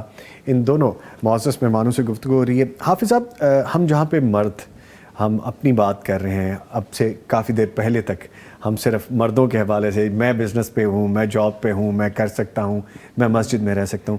ہماری مائیں, بہنیں, بیٹیاں, بچیاں بھی شامل ہیں جو اعتکاف میں شامل ہو سکتی ہیں. خواتین کے حوالے سے اعتکاف کے بارے میں کیا احکامات ہیں؟ خواتین کا اعتکاف بھی مشروع اور مسنون ہے. جی, ازواج مطہرات اعتکاف کرتی رہی ہیں. رسول اللہ صلی اللہ علیہ وسلم کی دنیا سے رخصت ہو جانے کے بعد بھی کرتی رہی ہیں. جی, تو خواتین اعتکاف کر سکتی ہیں وہاں اگر ان کو سہولت, جو ان کے لیے پردے کا انتظام وغیرہ جس طرح ہوتا ہے. عام طور پر مسجدوں میں ہمارے ہاں الحمدللہ وہ گیلریز یا اور عورتوں کی نماز پڑھنے کی جگہ الگ سے بنی ہوتی ہے, تو ان جگہوں میں خواتین اعتکاف کر سکتی ہیں. بس یہ ہے کہ جس طرح مردوں میں بھی جن باتوں کی بات ہوئی وہ اعتکاف میں, کہ انہوں نے اعتکاف کو کچھ دوستوں کی ملاقات کی جگہ نہیں بنانا. یہ پہلے بات تو نہیں ہو سکی, لیکن میرے ذہن میں بات آ رہی تھی. ایسی خواتین کو بھی اپنے اعتکاف کے دوران اپنے معتکف میں, یعنی اپنے حجرے کے اندر رہتے ہوئے ہی اعتکاف پر پورا دھیان کرنا چاہیے. دیکھا یہ گیا ہے کہ عام طور پر جہاں کوئی تھوڑی توجہ کم دی جاتی ہے اعتکاف پر انتظامیہ کی طرف سے, وہاں لوگ میٹنگز اور چھوٹی موٹی کوئی ہنسی مذاق وغیرہ بھی معاملات کو ڈسکس کرنے کے لیے آ جاتے ہیں، کاروبار زندگی شامل رہتے ہیں. مسجد میں سارا دن یا دن کے بہت سارے اوقات میں وہ واک کرتے رہتے ہیں. مسجد میں واک کرتے مسجد رہتے میں کرتے ہیں اچھا. کہ وہ اندر اعتکاف میں بیٹھنے کی بجائے جو کھانا کھا لیا تھا تو یہ ہو گیا، وہ مسئلہ ہو گیا، کھانا ہضم نہیں ہو رہا، ہاں جی، اور اندر دل نہیں لگ رہا، گھٹن محسوس ہو رہی ہے، اس طرح کی چیزیں. تو جس کو ان چیزوں، چاہے وہ خواتین ہوں چاہے وہ مرد ہوں، ان چیزوں سے اگر کوئی تکلیف ہے تو یا تو علاج کروا کے بیٹھے جی، اور یا پھر اعتکاف کرے نا. جو اعتکاف کے اندر گھٹن محسوس کر رہا ہے اسے چاہیے کہ وہ اعتکاف نہ کرے. کون سا فرض ہے اپنے ساتھ لیبل لگانا کہ میں نے اعتکاف کیا ہے؟ یہ کون سا ضروری ہے؟ پہلے اپنے آپ کو جسمانی طور پہ ٹھیک کر لیں، فٹ کر لیں، پھر آپ آئیں. یہی معاملہ خواتین کا بھی ہے. اچھا. اب بہت ساری خواتین ایسی ہیں، چونکہ ہماری بھی الحمدللہ مسجد ہے، وہاں خواتین اعتکاف بیٹھتی ہیں اور انہیں میری اہلیہ ڈیل کرتی ہے. ماشاءاللہ. تو جو بیچاری کئی عارضوں میں مبتلا ہوتی ہیں پہلے سے، وہ اعتکاف بیٹھ جاتی ہیں. ان کے لیے میڈیسن کا مسئلہ، چارپائی پہ لیٹنا ہے، زمین پہ لیٹنا ہے، زمین سے اٹھنے کا مسئلہ، زمین پہ بیٹھنے کا مسئلہ، کافی سارے مسائل ہیں ہمارے. پھر اس کے بعد آخری بات یہ ہوتی ہے جو وہ حجرے کے اندر دل نہیں بہر رہا، اداسی ہو رہی ہے، گھٹن محسوس ہو رہی ہے. تو یہ چیزیں چاہے مرد ہوں چاہے خواتین ہوں، انہوں نے اعتکاف والے گھر کے اندر یعنی معتکف کے اندر ہی کرنا ہے، اپنا وقت اسی میں گزارنا ہے. تو خواتین کا مسئلہ یہ ہے جس کو اللہ تعالیٰ نے یہ فراغت دی ہے گھر سے، گھر کے کاموں سے، بچے ہیں، بیٹیاں ہیں، ایسی کوئی ذمہ داری نہیں ہے کہ پوری فیملی کو انہیں ٹیک کیئر کرنا ہے. اگر وہ نہیں ہے تو وہ اعتکاف کریں. اور اس کے ساتھ یہ ضروری ہے کہ وہ تندرست بھی ہوں. یہ نہ ہو کہ آ کے مسجد کی انتظامیہ پر وہ بوجھ بنی رہے. یہ بھی ہمیں چونکہ اس کا مشاہدہ ہے، کئی عوارض ہوتے ہیں، ان کو دیکھنے کے لیے گھر میں 24 گھنٹے ان کے ساتھ ان کی بہو یا بیٹی یا بہو بیٹی دونوں ملا کے اسے دیکھ بھال کر رہی ہیں. اب وہ بہو بیٹی ان کے ساتھ اعتکاف کریں گی یا ان کی دیکھ بھال کریں گی یا گھر کو دیکھیں گی؟ یہ پاسبل نہیں ہے. تو تندرستی ہونا بہت ضروری ہے. اچھا سر، یہ بڑی زبردست ٹیکنیکل بات آپ نے کی ہے. کیا یہ ضروری ہے کہ خواتین بھی مسجد میں اعتکاف میں بیٹھیں یا گھر بھی بیٹھ سکتی ہیں؟ اعتکاف تو قرآن کے مطابق اور سنت کے مطابق ہے ہی مسجد، ہے ہی مسجد کا.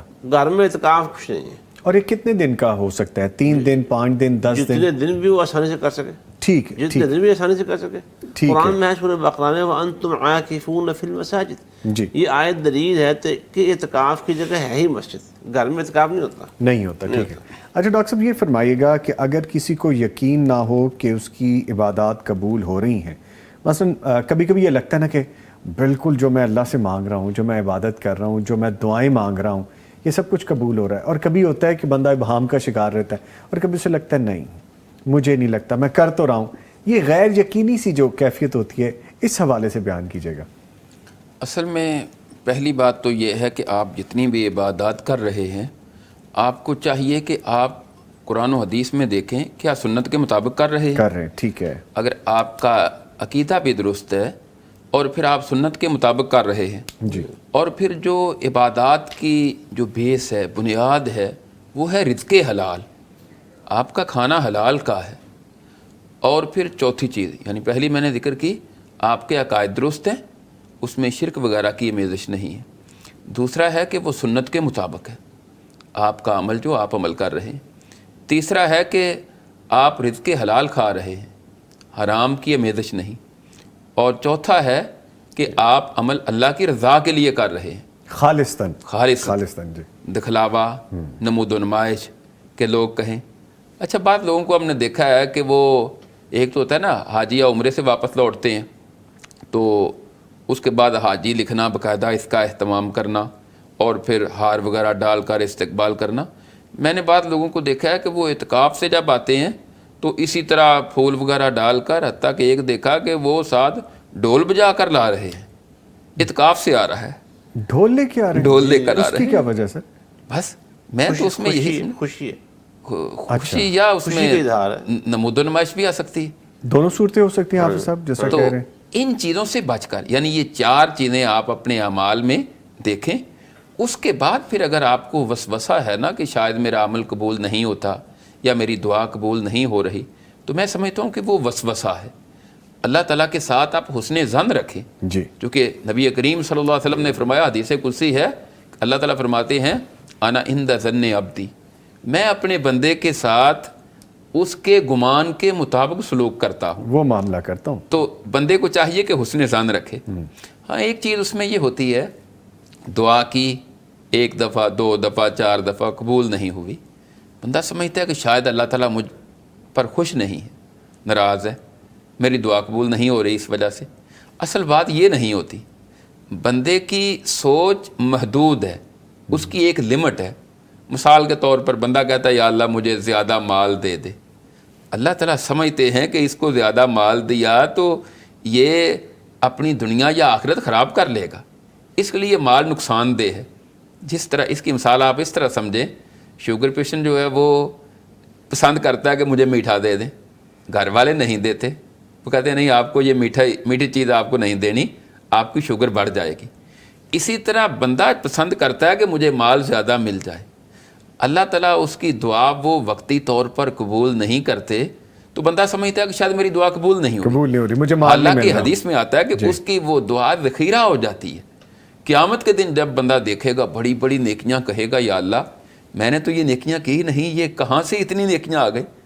تو اس کو بتایا جائے گا یہ تمہاری وہ دنیا کی دعائیں ذخیرہ ہو گئی تھی، جو دنیا میں مانگی تھی اللہ نے حکمت کے تحت وہ تمہیں عطا نہیں کیا. اللہ بہتر سمجھتے ہیں کہ یہ چیز اس کے لیے بہتر نہیں ہے. تو وہ اصل میں بندے کو اللہ کے متعلق حسن ظن رکھ کے اپنے کام پر توجہ دے کر عبادت جاری رکھنی چاہیے. وَاعْبُدْ رَبَّكَ حَتَّى يَأْتِيَكَ الْيَقِينُ، آپ موت تک اپنے رب کی عبادت کرتے رہیں، استقامت اختیار کریں اور حسن ظن رکھیں. یہ نہ سمجھیں کہ میرا رب شاید میری عبادات قبول نہیں کر رہا. اپنے آپ پر نظر ثانی کریں، ریویو کریں کہ کہیں میرے اندر کوئی کمی اور کوتاہی تو نہیں رہے گی. حافظ صاحب یہ جو دعا ہے نا جی، یہ بھی ایک عبادت ہے اور اس کا اللہ تعالیٰ نے حکم دیا ہے. پہلی بات تو یہ کہ بندہ اللہ کا حکم سمجھ کے دعا کرے کہ اللہ نے کہا ہے دعا کرو، اللہ نے کہا ہے نا نماز پڑھو تو نماز پڑھتے ہیں. اللہ نے فرمایا ہے کہ روزے رکھو، روزے رکھتے ہیں. اللہ نے یہ بھی فرمایا کہ دعا کرو ادعونی، اور ساتھ امید بھی دلائی ہے کہ استجب لکم، میں تمہاری دعا قبول کروں گا. تو پہلی بات تو یہ ہے کہ بندہ دعا کرتے ہوئے یہ سمجھے کہ میں اللہ تعالیٰ کا حکم پورا کر رہا ہوں. اور دوسری بات یہ ہے قبولیت کا مسئلہ ہے، تو ڈاکٹر صاحب نے بڑی بہترین مثال دے دی ہے کہ قبولیت کے حوالے سے نبی علیہ السلام نے تو یہی فرمایا ہے کہ تم قبولیت کے یقین کے ساتھ دعا کرو. پھر یہ بھی ایک حدیث میں آتا ہے کہ چمٹ کر دعا کرو. تیسرا یہ ہے کہ کمزور لفظوں سے دعا نہ کرو. وَلْيَعْزِمِ الْمَسْأَلَةَ، یا اللہ دے، میں تیرا بندہ ہوں، مانگنا ہوں، مجھے دے. تجھ سے نہیں مانگوں گا تو کس سے مانگوں؟ دے. تو پھر یہ ہے کہ وہ بات ڈاکٹر صاحب نے جو فرما دی ہے کہ اگر نہیں مل رہا، بندہ کا علم محدود ہے، اللہ تعالیٰ کا علم لامحدود اور کامل ہے، اس کو پتہ ہے کون سی چیز کے لیے فائدہ مند ہے، کون سی فائدہ مند نہیں ہے. کہ بس یہ ہے کہ مانگے یقین سے، لیکن سن جائیے کہ اللہ کا حکم ہے. اور اللہ تعالیٰ حدیث میں آتا ہے کہ جو دعا کرتے ہیں اللہ ان کو پسند کرتا ہے، خوش ہوتا ہے، اور جو نہیں مانگتے اللہ ان سے ناراض ہوتا ہے. یار اللہ خوش ہوگا، اللہ کو خوش کرنے کے لیے دعا کر رہے ہیں. اچھا آپ سب بڑی خوبصورت بات ہو رہی ہے. اور ایک چیز میرے ذہن میں آ گئی، جیسا بھی ڈاکٹر صاحب نے کہا کہ آپ نے 10 دن اللہ تعالیٰ کو منانے کے لیے، اللہ سے دوستی کرنے کے لیے، اپنی حاجات، اپنی دعائیں، اپنی التجائیں، خواہشات سامنے رکھنے کے لیے آپ نے لگائے، اور آپ نے اپنے آپ کو پہچاننے کی کوشش کی، اللہ سے دوستی کرنے کی کوشش کی. جیسے ہی آپ اعتکاف سے نکلے ہیں تو پھر دنیا میں ویسے ہی بھاگے ہیں، تو پھر میری وہ لذت کہاں گئی؟ میرے وہ 10 دن کہاں گئے؟ میرا وہ بیٹھنا کہاں گیا؟ میرا اعتکاف کہاں گیا؟ دیکھیں جی، یہ کیفیات تو گھٹتی بڑھتی رہتی ہیں. ایک تو دیکھیں رمضان، آپ کا پروگرام بھی برکات رمضان ہے جی، تو رمضان کی برکت سے بندے کا ایمانی لیول اللہ تعالیٰ بڑھا دیتا ہے. جی، اور ظاہر رمضان کے بعد وہ برکات تو نہیں ہوگی، وہ ماحول نہیں ہوگا، وہ نزول قرآن کی بہاریں نہیں ہوں گی جو رمضان میں ہوتی ہیں. تلاوت قرآن کے لیے جو رمضان میں اہتمام ہے وہ رمضان کے بعد وہ نہیں ہوتا. تو ایمان تو کرتا ہے. ویسے بھی یہ عقیدے کا مسئلہ ہے، محدثین کا، اہل سنت والجماعہ کا، سب کا یہ عقیدہ رہا ہے کہ الایمان یزید و ینقص، ایمان کرتا بڑھتا رہتا ہے. صحابہ کرام نے بھی، وہ سیدنا حنظلہ رضی اللہ تعالیٰ عنہ نے حضرت ابو بکر رضی اللہ تعالیٰ عنہ سے شکایت کی، یار میرا میں تو لگتا ہے منافق ہو گیا ہوں. تو کیا ہوا؟ یا جو ایمان ہمارا نبی علیہ السلام کے پاس بیٹھے ہوئے ہوتا ہے، گھر آ کے تو وہ ہوتا ہی نہیں. ابو بکر صدیق رضی اللہ تعالیٰ عنہ فرمانے لگے یار میری بھی یہی کیفیت ہے، چلو آؤ اللہ کے رسول صلی اللہ علیہ وآلہ وسلم کے پاس چلتے ہیں، ان سے جا کے بات کرتے ہیں. انہوں نے جا کے یہ بات اللہ کے نبی علیہ السلام کے گوش گزار کی کہ جی آپ کے پاس ہوتے ہیں تو ایمان بڑا بڑھ جاتا ہے، جب آپ کے پاس سے اٹھ کے گھر چلے جاتے ہیں تو سب کچھ ہی غائب. فرمایا اگر ہر وقت وہی کیفیت رہے نا جو میرے پاس بیٹھے ہوتے ہیں، گھر جا کے وہی رہے، تو فرشتے آ کے تم سے مسافے کرنا شروع کر دیں. وہ کیفیت رہ سکتی نہیں. اس کا مطلب ہے کہ اس کے بعد محنت کرو. کوئی رمضان میں بڑی چیزیں وہ بونس کے طور پہ مل رہی تھی جی. اب تھوڑی سی کوشش بھی کرو. اگر وہ کچھ کمی آ گئی ہے تو ظاہر ہے وہ کمی تو آنی ہے، وہ ایک اصولی اور فطری بات ہے. لیکن جو بات سمجھنے کی حافظ صاحب کی وہ یہ ہے کہ آپ جو سارا سیشن گزار کے ہیں، جو دن آپ دوستی کے گزار کے ہیں، اس دوستی کو کم از کم تھوڑا بہت تو ذہن میں رکھو. یہ نہیں کہ نکلتے ساتھ ہی وہ دوستی بھول جاؤ، اس پہ عمل کرنے کی بھی کوشش کریں. ٹھیک ہے. باقی وہ شیطان سے کمپٹیشن بھی تو ہے نا جی، وہ بھی تو ساتھ ساتھ چلتا رہنا ہے، کبھی گھٹنا ہے کبھی بڑھنا ہے. لیکن دوستی جہاں پکی لگی ہے وہاں کا ہمیں ثبوت دینا چاہیے. اچھا ڈاکٹر صاحب یہ فرمائیے گا جو لیلۃ القدر کی خاص دعائیں ہیں، ان رات کی جو عبادات کے ساتھ ساتھ دعائیں بھی ہمیں آنی چاہیے، نبی مکرم صلی اللہ علیہ وسلم خاص طور پہ کون سی دعائیں کیا کرتے تھے جن کو ہم پکڑ لیں ان راتوں میں خاص طور پہ؟ ایک تو سیدہ عائشہ رضی اللہ تعالیٰ عنہا کو جو آپ نے دعا سکھائی جی، اس کا ذکر ہوا کہ اللہم انک عفو تحب العفو فاعف عنی. ایک تو یہ دعا ہے. دوسرا ہے کہ نبی کریم صلی اللہ علیہ وسلم جو سب سے زیادہ دعا کیا کرتے تھے جی، وہ حدیث میں آتا ہے، قرآنی دعا ہے، ربنا آتنا فی الدنیا حسنہ وفی الآخرۃ حسنہ وقنا عذاب النار. کہ یہ دعا آپ کی عام طور پر بھی بہت زیادہ تھی دوسری دعاؤں کی نسبت، اور یہ بڑی ہی جامع دعا ہے. اس دعا کے اندر دنیا اور آخرت میں خیر اللہ سے مانگی جا رہی ہے اور آخرت کے جہنم کے عذاب سے پناہ مانگی جا رہی ہے. جی. تو یہ دو ہی چیزیں ہیں ہمارے سامنے، ایک دنیا میں خیر اور بھلائی اور دوسری آخرت میں خیر اور بھلائی. اور پھر قرآن کریم نے بھی اس بات کا ذکر کیا ہے فمن زحزح عن النار وادخل الجنۃ فقد فاز. جو جہنم کی آگ سے بچا لیا گیا، جنت میں داخل کر دیا گیا تو وہ کامیاب ہو گیا. تو دعا جو ہے یہ بہت قیمتی دعا ہے کہ بندے کو کسی قسم کی کوئی پریشانی، کوئی مصیبت آ جائے تو اس میں یہ دعا بڑی مؤثر دعا ہے. ایک تو اس دعا کے مفہوم کی وجہ سے، دوسرا نبی کریم صلی اللہ علیہ وسلم کا کثرت کے ساتھ اس کا اہتمام کرنے کی وجہ سے.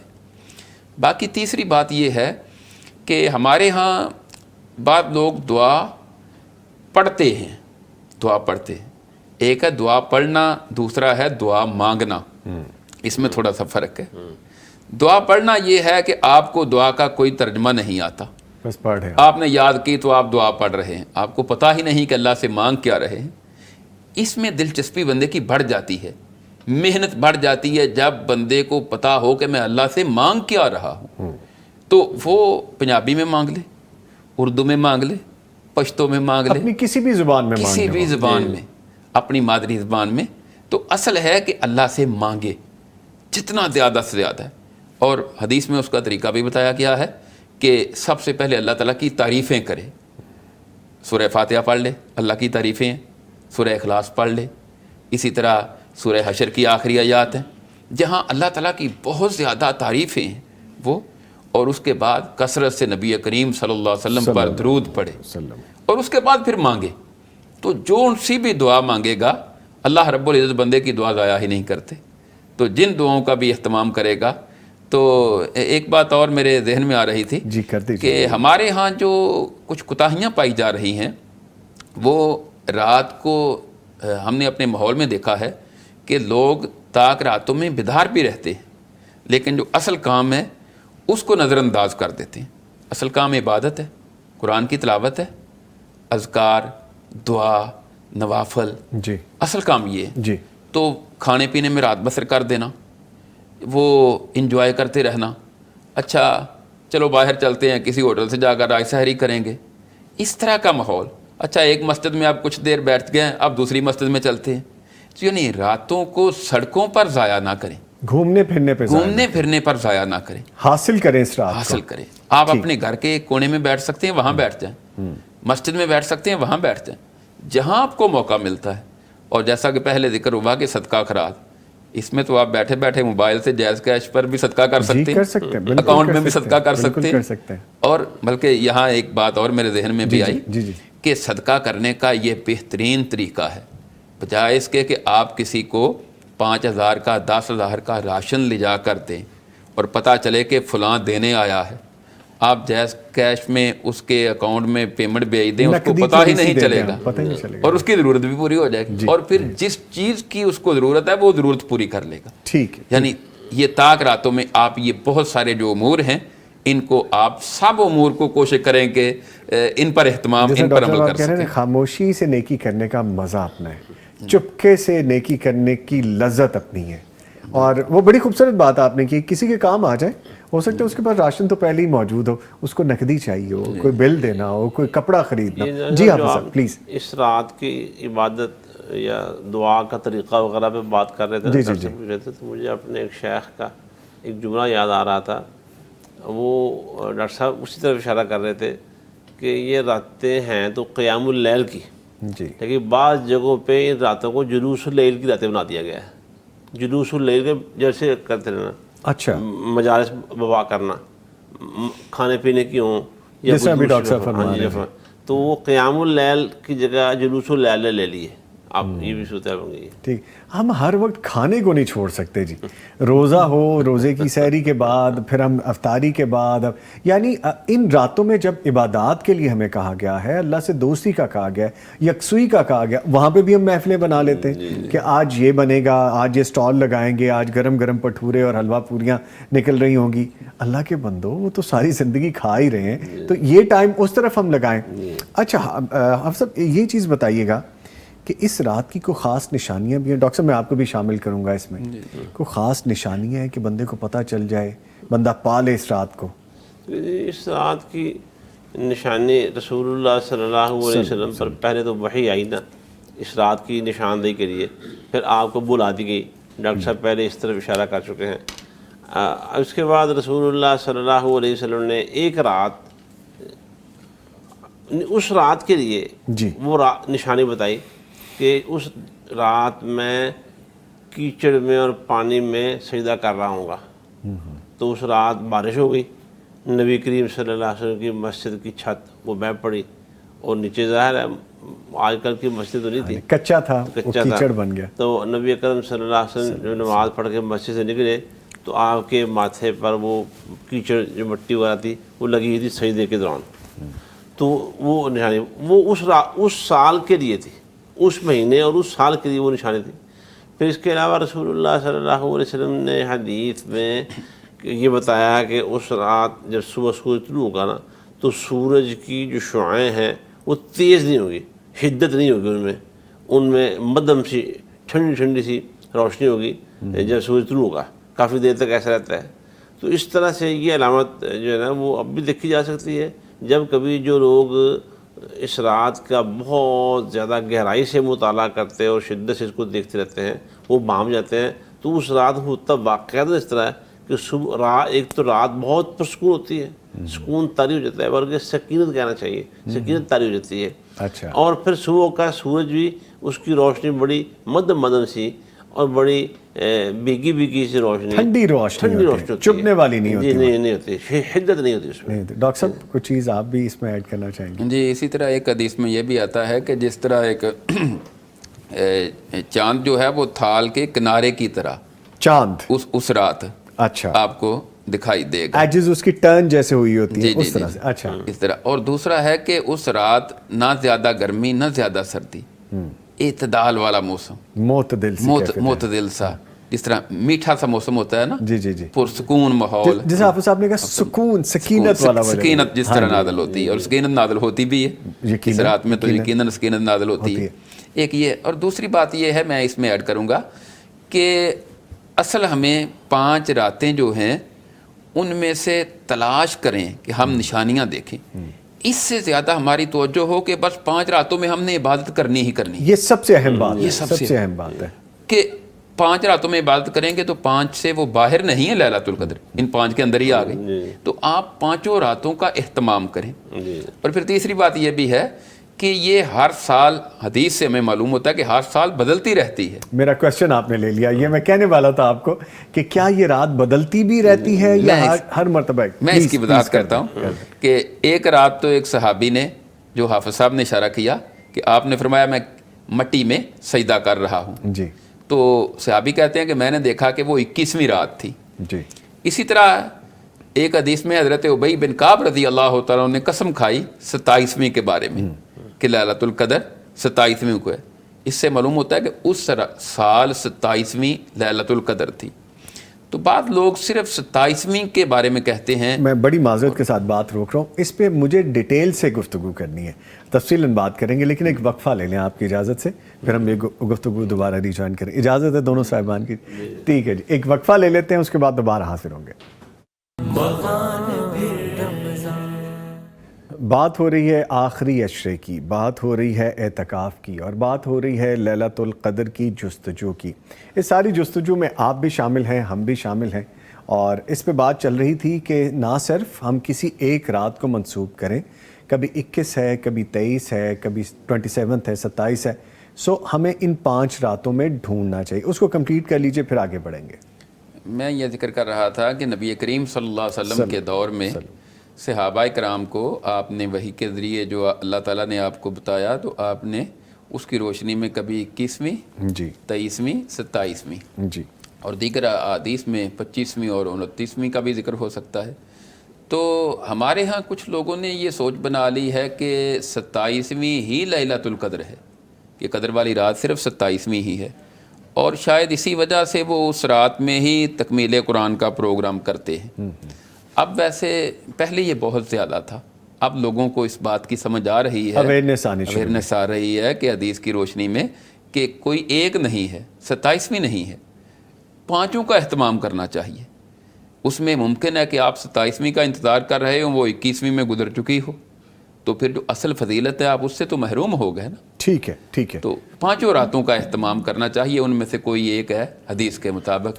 ٹھیک ہے، 29ویں رات، جی پلیز۔ اگر غور کرنے سے، اور جس طرح میں نے پہلے عرض کیا کہ بعض لوگ بڑا ڈوب کے اس کو دیکھتے ہیں، اگر کسی کو محسوس ہو بھی جائے خود سے، یا کوئی بتا دے ماہر آدمی کیا 21ویں یا 23ویں رات ہو گئی ہے، جی، اب یہ نہیں کہ باقی راتوں کا قیام چھوڑ دینا ہے، اس کو آپ بھول ہی جائیں، ہاں، یہ نہیں کرنا۔ جو سنت ہے نا رسول اللہ صلی اللہ علیہ وسلم، وہ صحابی نے تو ڈاکٹر صاحب نے بتایا کہ وہ دور سے آتے تھے، دیہات تھا، رات اندھیرا، انہوں نے کہا کہ جی مجھے کوئی ایک رات بتا دیں تو میں اس رات آپ کے پاس آ جاؤں گا، اور وہ بھی ایک مرتبہ کی بات ہے، وہ رسول اللہ صلی اللہ علیہ وسلم کے پاس آنے کا مسئلہ تھا، جی، ورنہ صحابہ کرام رضوان اللہ علیہ مجمعین، صحابیات، ازواج مطہرات، خود رسول اللہ صلی اللہ علیہ وسلم ان 5 راتوں کا ہی قیام کیا کرتے تھے۔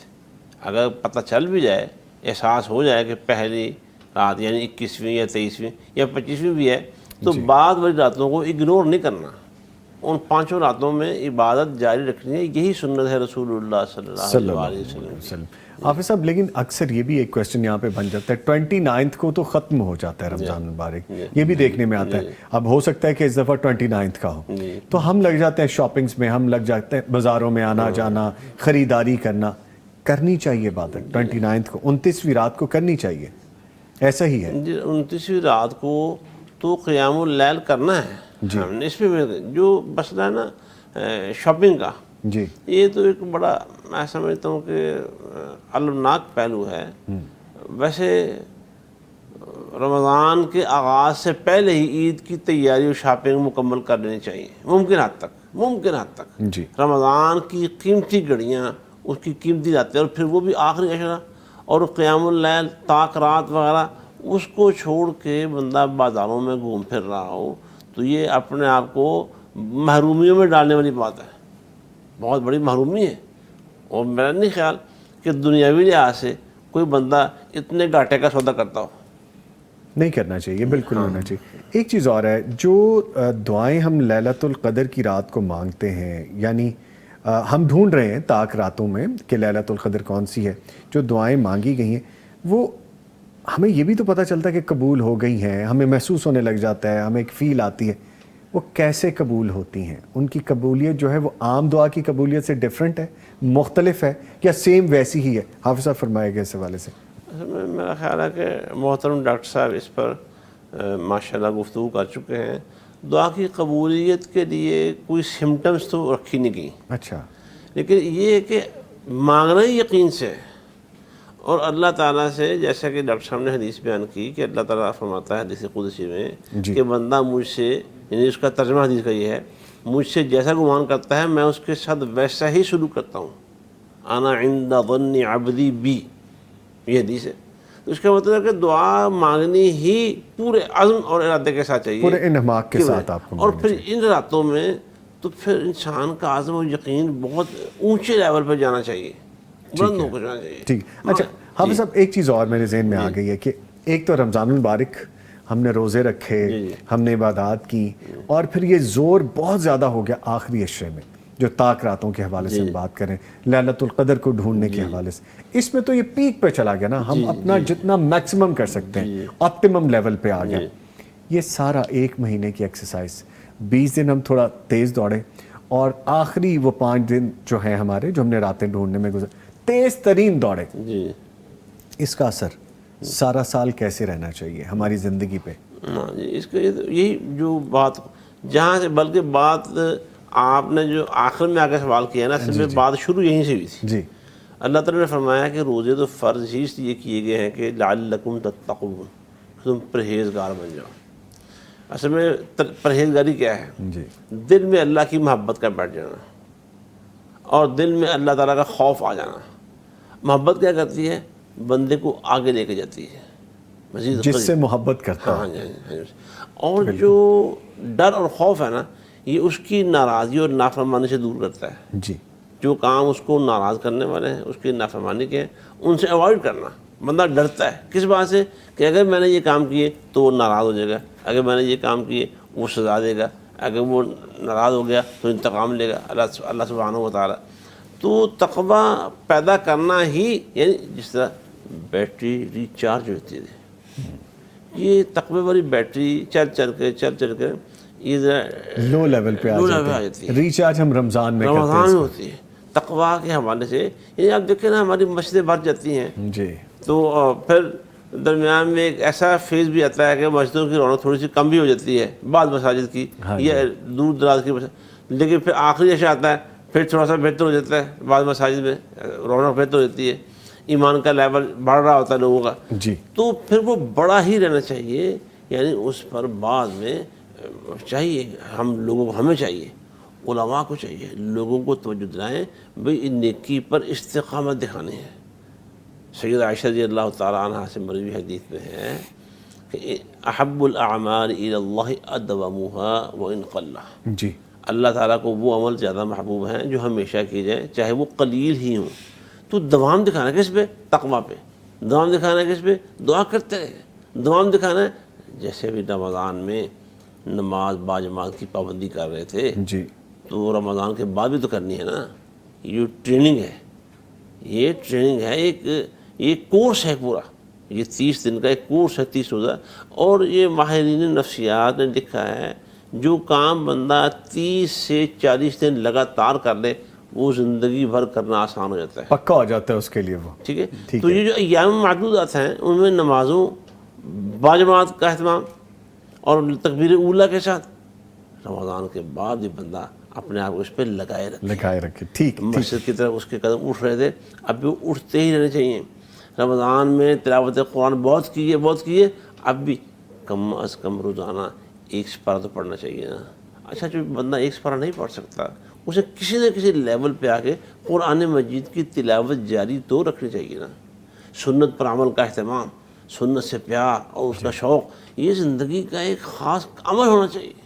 زندگی مصنوع ہو جائے, گھر کی زندگی, باہر کی زندگی, ذاتی زندگی, انفرادی, اجتماعی, ہر جگہ پہ سنت کا اہتمام یہ رمضان کے بعد بھی جاری رہنا چاہیے.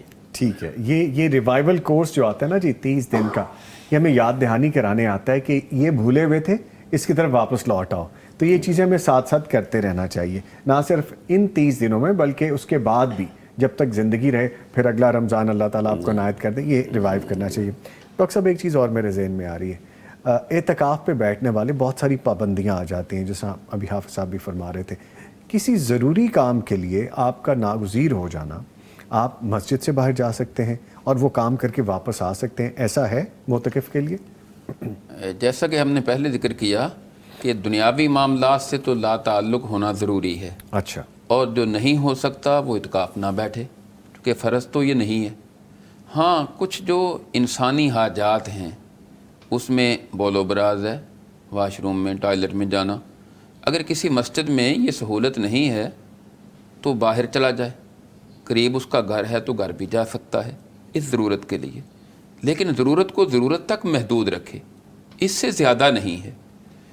اسی طرح صحیح بخاری میں یہ حدیث ہے، جی، نبی کریم صلی اللہ علیہ وسلم اعتکاف کی حالت میں تھے کہ آپ کی اہلیہ حضرت صفیہ رضی اللہ تعالی عنہا آپ سے کوئی ضروری معاملہ ڈسکس کرنے کے لیے آئی، تو رات کا ٹائم تھا، تو آپ نے چاہا کہ اب ان کو میں ان کے دروازے تک ڈراپ کر دوں، تو آپ ان کے گھر تک، آپ کے حجرے بھی مسجد نبوی کے قریب قریب ہی تھے، لیکن ظاہر مسجد سے باہر نکلے تو گھر تک پہنچے۔ تو اس طرح کی کوئی ضروری، کوئی مجبوری ہو، اس میں یہ بھی ہو سکتا ہے کہ آج کل بعض مساجد میں تو اعتکاف والوں کو کھانا وہاں ہی دیا جاتا ہے مسجد انتظامیہ کی طرف سے، لیکن اگر کسی مسجد میں اعتکاف والوں کو کھانا نہیں دیا جاتا اور اس کا کھانا لانے والا بھی کوئی نہیں، تو اعتکاف کرنے والا جو ہے وہ اپنے گھر سے اپنا کھانا لا سکتا ہے، یا گھر جا کے کھا کے آ سکتا ہے، اتنی اجازت ہے، گھر جا کر کھانا کھا کے آ سکتا ہے، چلو، لیکن اس میں یہ نہیں کہ گھر کھانا کھانے جائے اور 2 گھنٹے گھر گزار کر آ جائے، کھانا کھانے کے جواز ہے صرف، یعنی یہ کھانا پینا، یہ بول و براد، یہ انسان کی ایسی حاجات ہیں کہ جن کے بغیر انسان زندہ نہیں رہ سکتا، تو صرف ان کی حد تک گنجائش ہے، باقی اور کسی معاملے کے لیے نہیں کہ گھر میں کوئی ضروری کام ہو رہا ہے تو میں کام دیکھ کر آ جاؤں، یا کوئی کسی کا مکان تعمیر ہو رہا ہے تو وہ وہاں جا کر دیکھے، یا کوئی ایسی چیزیں۔ میرا خیال ہے نظامی صاحب کی جو اشارہ شاید اس طرح بھی ہو، کوئی فوت ہو گیا تو بندہ جنازہ پڑھنے جا سکتا ہے، یہ کویسچن، جی بالکل، میں نے اس حوالے سے بھی بعض لوگ کہتے ہیں جی اس کا فلاں فوت ہو گیا، تو میں نے جو مجھے سمجھ آئی کہ اس کو پر اعتکاف چھوڑ دینا چاہیے، اگر جنازے پہ جانا ہے جی جنازہ پڑھ کے آ جانا ہے، جانا تو دوسری بستی میں ہے نا، کسی دور جنازگاہ میں جانا ہے نا، تو وہاں جانا، تو یہی تو اعتکاف کی پابندی کہ آپ جا نہیں سکتے، نہیں جا سکتے، اگر کرنا ہے تو پھر چھوڑیں اعتکاف، جائیں، کوئی جس طرح خدا نہ خواستہ اعتکاف کے دوران ایک بندہ بیمار ہو گیا ہے جی، تو اب وہ مسجد میں اس کا علاج نہیں ہو سکتا، ہاسپٹل میں اس کو لے جانا پڑتا ہے، جی ہاسپٹل میں جانا پڑتا ہے، وہ تو اعتکاف ختم ہو گیا۔ اعتکاف ختم، اسی طرح سے اگر اسے جانا ضروری ہے تو پھر اس کو اپنا اعتکاف ختم کرنا ہوگا، اعتکاف ختم کر چھوڑ دے، ختم کر دے۔ اس کے لیے کیا طریقہ ہے سر اگر ایسا ہوتا ہے؟ جس طرح اعتکاف مکمل ہونے پر اٹھتا ہے بندہ، جی، ویسے اٹھ جائے، اپنا سامان لپیٹے اور جائے گھر کو، اچھا، اس میں کوئی خاص کوئی ایسی چیز نہیں، وہ اسپیشلی کچھ کرنے کی ضرورت نہیں ہے کہ یہ کرے گا، اس چونکہ درمیان سے نکل رہا ہے، ہاں جی، تو آپ کو درمیانہ نکلنے کا راستہ بھی چاہیے، ہاں جی، ایسا نہیں بس اٹھے اور سامان لپیٹے اور جائے گھر کو۔ ٹھیک ہے۔ اچھا ایک چیز اور میرے ذہن میں آ رہی ہے، اگر کوئی اعتکاف پہ بیٹھا ہوا استاد ہے اور اس کا اپنے شاگرد کے ساتھ جڑنا ضروری ہے، جیسے قرآن کی تعلیم کے حوالے سے، یا اگر ایسی چیزیں قرآن و سنت کے حوالے سے، احادیث کے حوالے سے، اور اس کے شاگرد آ کے پڑھنا چاہتے ہیں اس سے، تو اعتکاف کے دوران ایسا ہو سکتا ہے حافظ صاحب؟ میں نے تو ابھی ان دنوں میں الحمدللہ سلف صالحین کے اعتکافات وغیرہ پڑھے دیکھے ہیں، جی، کہتے ہیں رمضان میں تو، اور پھر جب اعتکاف آ جائے نا تو تلاوت قرآن اور دعا سے بڑھ کر کوئی عبادت نہیں ہے۔ ٹھیک ہے کہ وہ پڑھا رہا ہے، پڑھنا چاہتے ہیں طالب علم، تو میرا خیال ہے ڈاکٹر صاحب بیٹھے ہوئے بتائیں گے کوئی شرعاً پابندی تو نہیں ہے، لیکن اعتکاف کی جو روح ہے نا اس کے یہ خلاف ہے۔ اچھا، اس کے ڈیکورم کے خلاف، اس سے باہر چلی جاتی ہے یہ بات، جبکہ ہے وہ بھی عبادت کا ہی حصہ اگر ہم دیکھیں، کیوں ڈاکٹر صاحب؟ اور اس میں میرا خیال ہے پھر تعلیم بھی 2 طرح کی ہے، جی، کچھ اب قرآن کریم کو پڑھنا چاہتا ہے، جی، اب وہ اعتکاف کی حالت میں بیٹھے ہوئے قرآن کریم پڑھا دیتے ہیں، یہ ایک دینی معاملہ ہے، اس کی تو گنجائش نکل سکتی ہے، لیکن ایک کوئی دنیاوی تعلیم ہے، جی، تو دنیاوی معاملات کو تو ترک کر کے مسجد میں آئے تھے، اگر یہاں آ کر پھر وہی کام جو آپ ایک اسکول، ایک کالج یا ایک اکیڈمی میں کر رہے تھے وہ کام یہاں آ کر کرنا ہے تو پھر میرا خیال ہے وہ دنیاوی کام آپ کا ترک تو نہیں ہوا, پھر آپ دنیا سے کٹے نہیں ہیں, دنیا سے کٹے نہیں. جبکہ یہاں پہ تو کام ہی دنیا سے کٹنے کا ہے. ڈیوٹی چل رہی ہے, تنخواہ بھی چل رہی ہے. ہاں جی, دونوں چیزیں چل رہی ہیں, ٹھیک ہے. لیکن اگر قرآن و حدیث کے مطابق اگر آپ تعلیم کا بھی آپ کا سلسلہ یہی ہے, تدریس کا بھی یہی, تو پھر آپ اس کہہ رہے ہیں اس کی گنجائش ہو سکتی ہے. قرآن و حدیث جو ہے, ہاں اس میں آج کے مساجد میں نا ویسے تربیتی کورسز رکھ لیتے ہیں اعتکاف کے دوران. اچھا, وہ بھی ہمارے جو سنجیدہ علماء ہیں وہ یہی کہتے ہیں کہ اس طرح کے کورسز وغیرہ یہ بھی اعتکاف کی روح کے خلاف ہیں.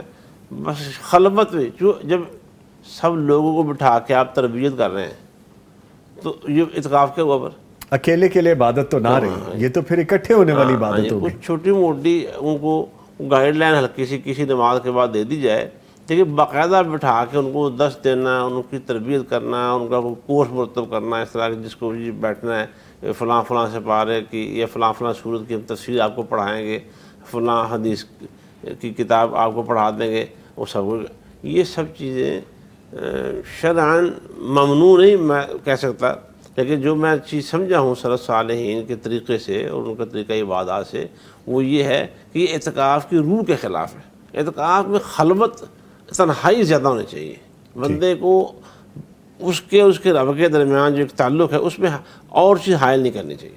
ٹھیک. واللہ اعلم. اب ایک لاسٹ کوسچن کر کے مجھے چند ایک چیزیں آپ سے گزارشات کرنی ہے کہ جس طرح دور ہوتا ہے قرآن کا, ایک اعتکاف پہ بیٹھا دوسرے معتکف کو جو اس کے ساتھ ہی بیٹھا اس کو قرآن کا دور سنا سکتے ہیں کہ میں یہ قرآن پڑھ رہا ہوں تم سنو, یا دوسرا کہ اب میں پڑھ رہا ہوں اب تم سنو, یہ ہو سکتا ہے؟ بات وہی ہے کہ اس کو جو میں سمجھ رہا ہوں کہ ممانعت یا پابندی تو نہیں عائد کی جا سکتی, لیکن انفرادی طور پر ہی کام کرنا چاہیے. اجتماعیت جو نا ممکن حد تک اس کو ختم کرنا چاہیے. اعتکاف ہی ہے. یعنی بہتر یہ ہے کہ خلوت ہی اختیار کرے. اس کی اصل روح وہی ہے جو دونوں معزز مہمان ضرورت کی حد تک, جیسے ایک عالم دین اعتکاف بیٹھا ہے وہ درس دے دیتا ہے, یہ کہ ضرورت کی حد تک 10 منٹ 15 منٹ درس دیا, یا وہ نماز پڑھاتا ہے, نماز تو ظاہر ہے اس نے خود بھی پڑھنی تھی, پڑھا دی. لیکن یہ انفرادی عبادت ہے جو آپ کے اور اللہ کے درمیان ہے, سو آپ کو اکیلے رہنا ضروری ہے, جس میں صرف آپ اور اللہ تعالیٰ.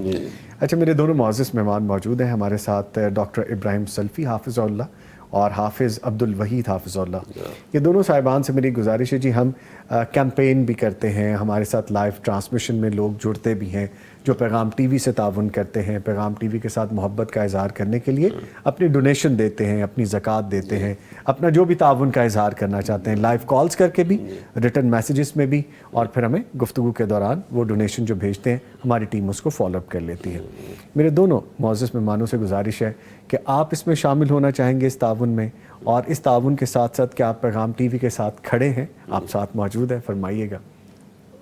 جی, پیغام ٹی وی ہم تو الحمدللہ اپنے ہمارے جو سرکلز ہیں مختلف, جی, سوشل میڈیا سرکلز بھی ہیں یا اس کے علاوہ بھی, ان میں الحمدللہ پوری مہم چلا رہے ہیں اللہ تعالیٰ کے فضل و کرم کے ساتھ. ماشاءاللہ. لوگوں کو پیغام ٹی وی سے جوڑ رہے ہیں, اور کافی سارے پروگرام اپنی اپنی مساجد میں یا مختلف میٹنگ میں یہ کر چکے ہیں, اور لوگوں کو اس میں یہ شعور پھیلا رہے ہیں.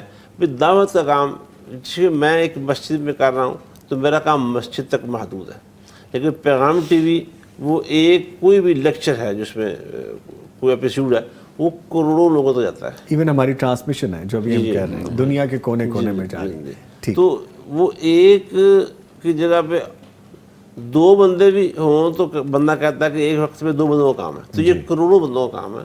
تو انشاءاللہ ہماری پوری ٹیم, ڈاکٹر صاحب بھی اس بارے میں اظہار خیر فرمائیں گے, ہم خود بھی انشاءاللہ پوری طرح سے اس کے ساتھ جڑے ہوئے ہیں اور اس کے ساتھ رکھیں گے. ہم انشاءاللہ ہماری ٹیم اس میں ڈونیشن بھی دے بھی رہی ہے, بلکہ آج ایک مسجد میں دوپہر کے وقت الحمدللہ میں نے درس دیا, تو اس میں وہاں میں نے مہم چلائی, وہاں کافی سارے پیسے انہوں نے اکٹھے بھی کر لیے جو کسی ایک سرکل میں جمع ہو چکے ہیں. تو انشاءاللہ ہم جمع کریں دیں گے اس کو. ہماری جزاکم اللہ خیر. بہت شکریہ ڈاکٹر صاحب, 2 جملے بس آپ سے بھی چاہیے کیونکہ پھر مجھے دعا کی طرف جانا ہے. جی, اس میں انشاءاللہ ہم کم از کم 5 لاکھ روپیہ تو ہم نے فیصلہ کیا ہے کہ پیغام ٹی وی کو دیں گے انشاءاللہ, اور ہماری کوشش ہے کہ اس سے زیادہ بھی انشاءاللہ ہو, بلکہ گزشتہ سالوں میں ہر سال ہی ہم الحمدللہ کوشش کرتے ہیں. اور میں دیگر اپنے ناظرین کو بھی اس بات کی دعوت دوں گا, چونکہ یہاں پیغام دور تک جا رہا ہے بہت سارے لوگوں تک, یقیناً کہ کتاب و سنت کی خالص دعوت کا یہ پلیٹ فارم جو ہے یہ آپ کے لیے غنیمت ہے.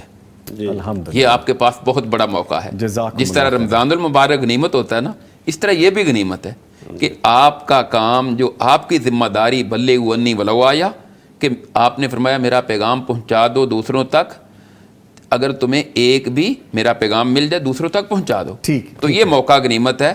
یہ پیغام ٹی وی کام کر رہا ہے. ہم سب کو پیغام کے ساتھ بھرپور مالی تعاون بھی کرنا چاہیے اور اپنے خیرات صدقات وغیرہ سے بھرپور تعاون کر کے اس مشن میں شامل ہو جانا چاہیے. جزاکم اللہ خیرہ. دونوں معزز مہمانوں کا شکریہ ادا کروں گا. ہمارے ساتھ موجود رہے جناب ڈاکٹر ابراہیم سلفی حافظ اللہ، آپ تشریف لائے، آپ کے آنے کا شکریہ. اور حافظ عبدالوحید حافظ اللہ سر، آپ بھی تشریف لائے، آپ کے آنے کا بہت شکریہ.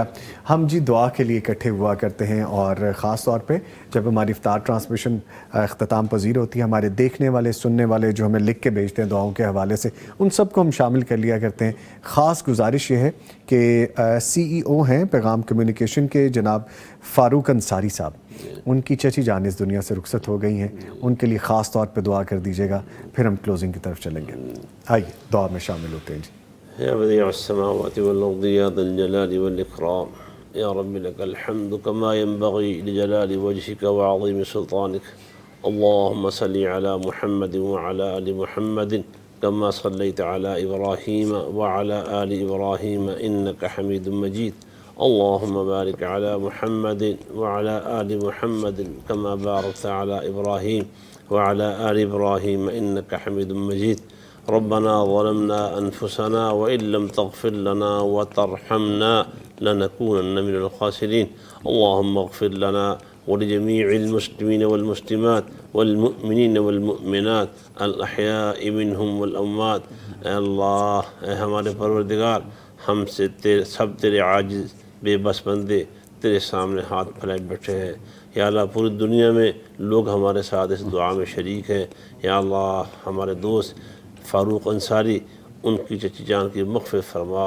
یا اللہ، دیگر ہمارے اساتذہ و مشائخ کچھ رمضان میں اور کچھ رمضان سے پہلے تیری جناب میں حاضر ہو گئے ہیں، تیری لبیک کہہ گئے ہیں تیری پکار پہ.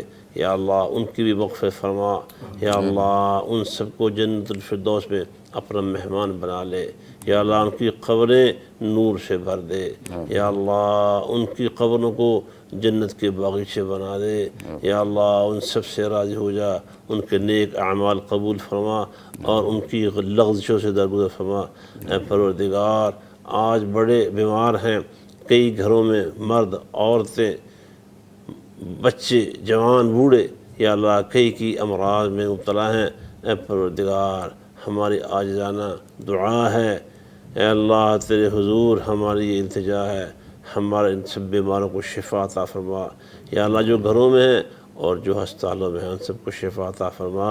اذهب البأس رب الناس واشف انت الشافي لا شفاء الا شفاؤك شفاء لا يغادر سقما شفاء لا يغادر سقما.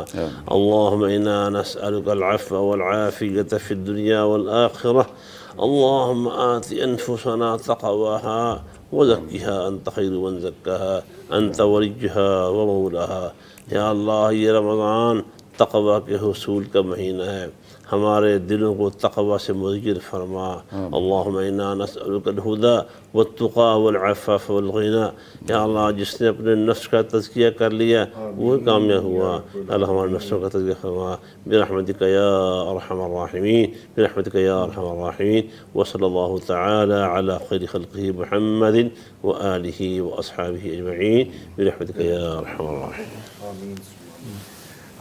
جی، اس کے ساتھ ہی ٹرانسمیشن اختتام کو پہنچتی ہے، اور آپ کا ہمارا دوبارہ جو ساتھ ہوگا وہ ہوگا بلیسڈ نائٹ ٹرانسمیشن میں. مغفرت کا ہو گیا سامان پھر، در بدر کی خاک کتنی چھان لی،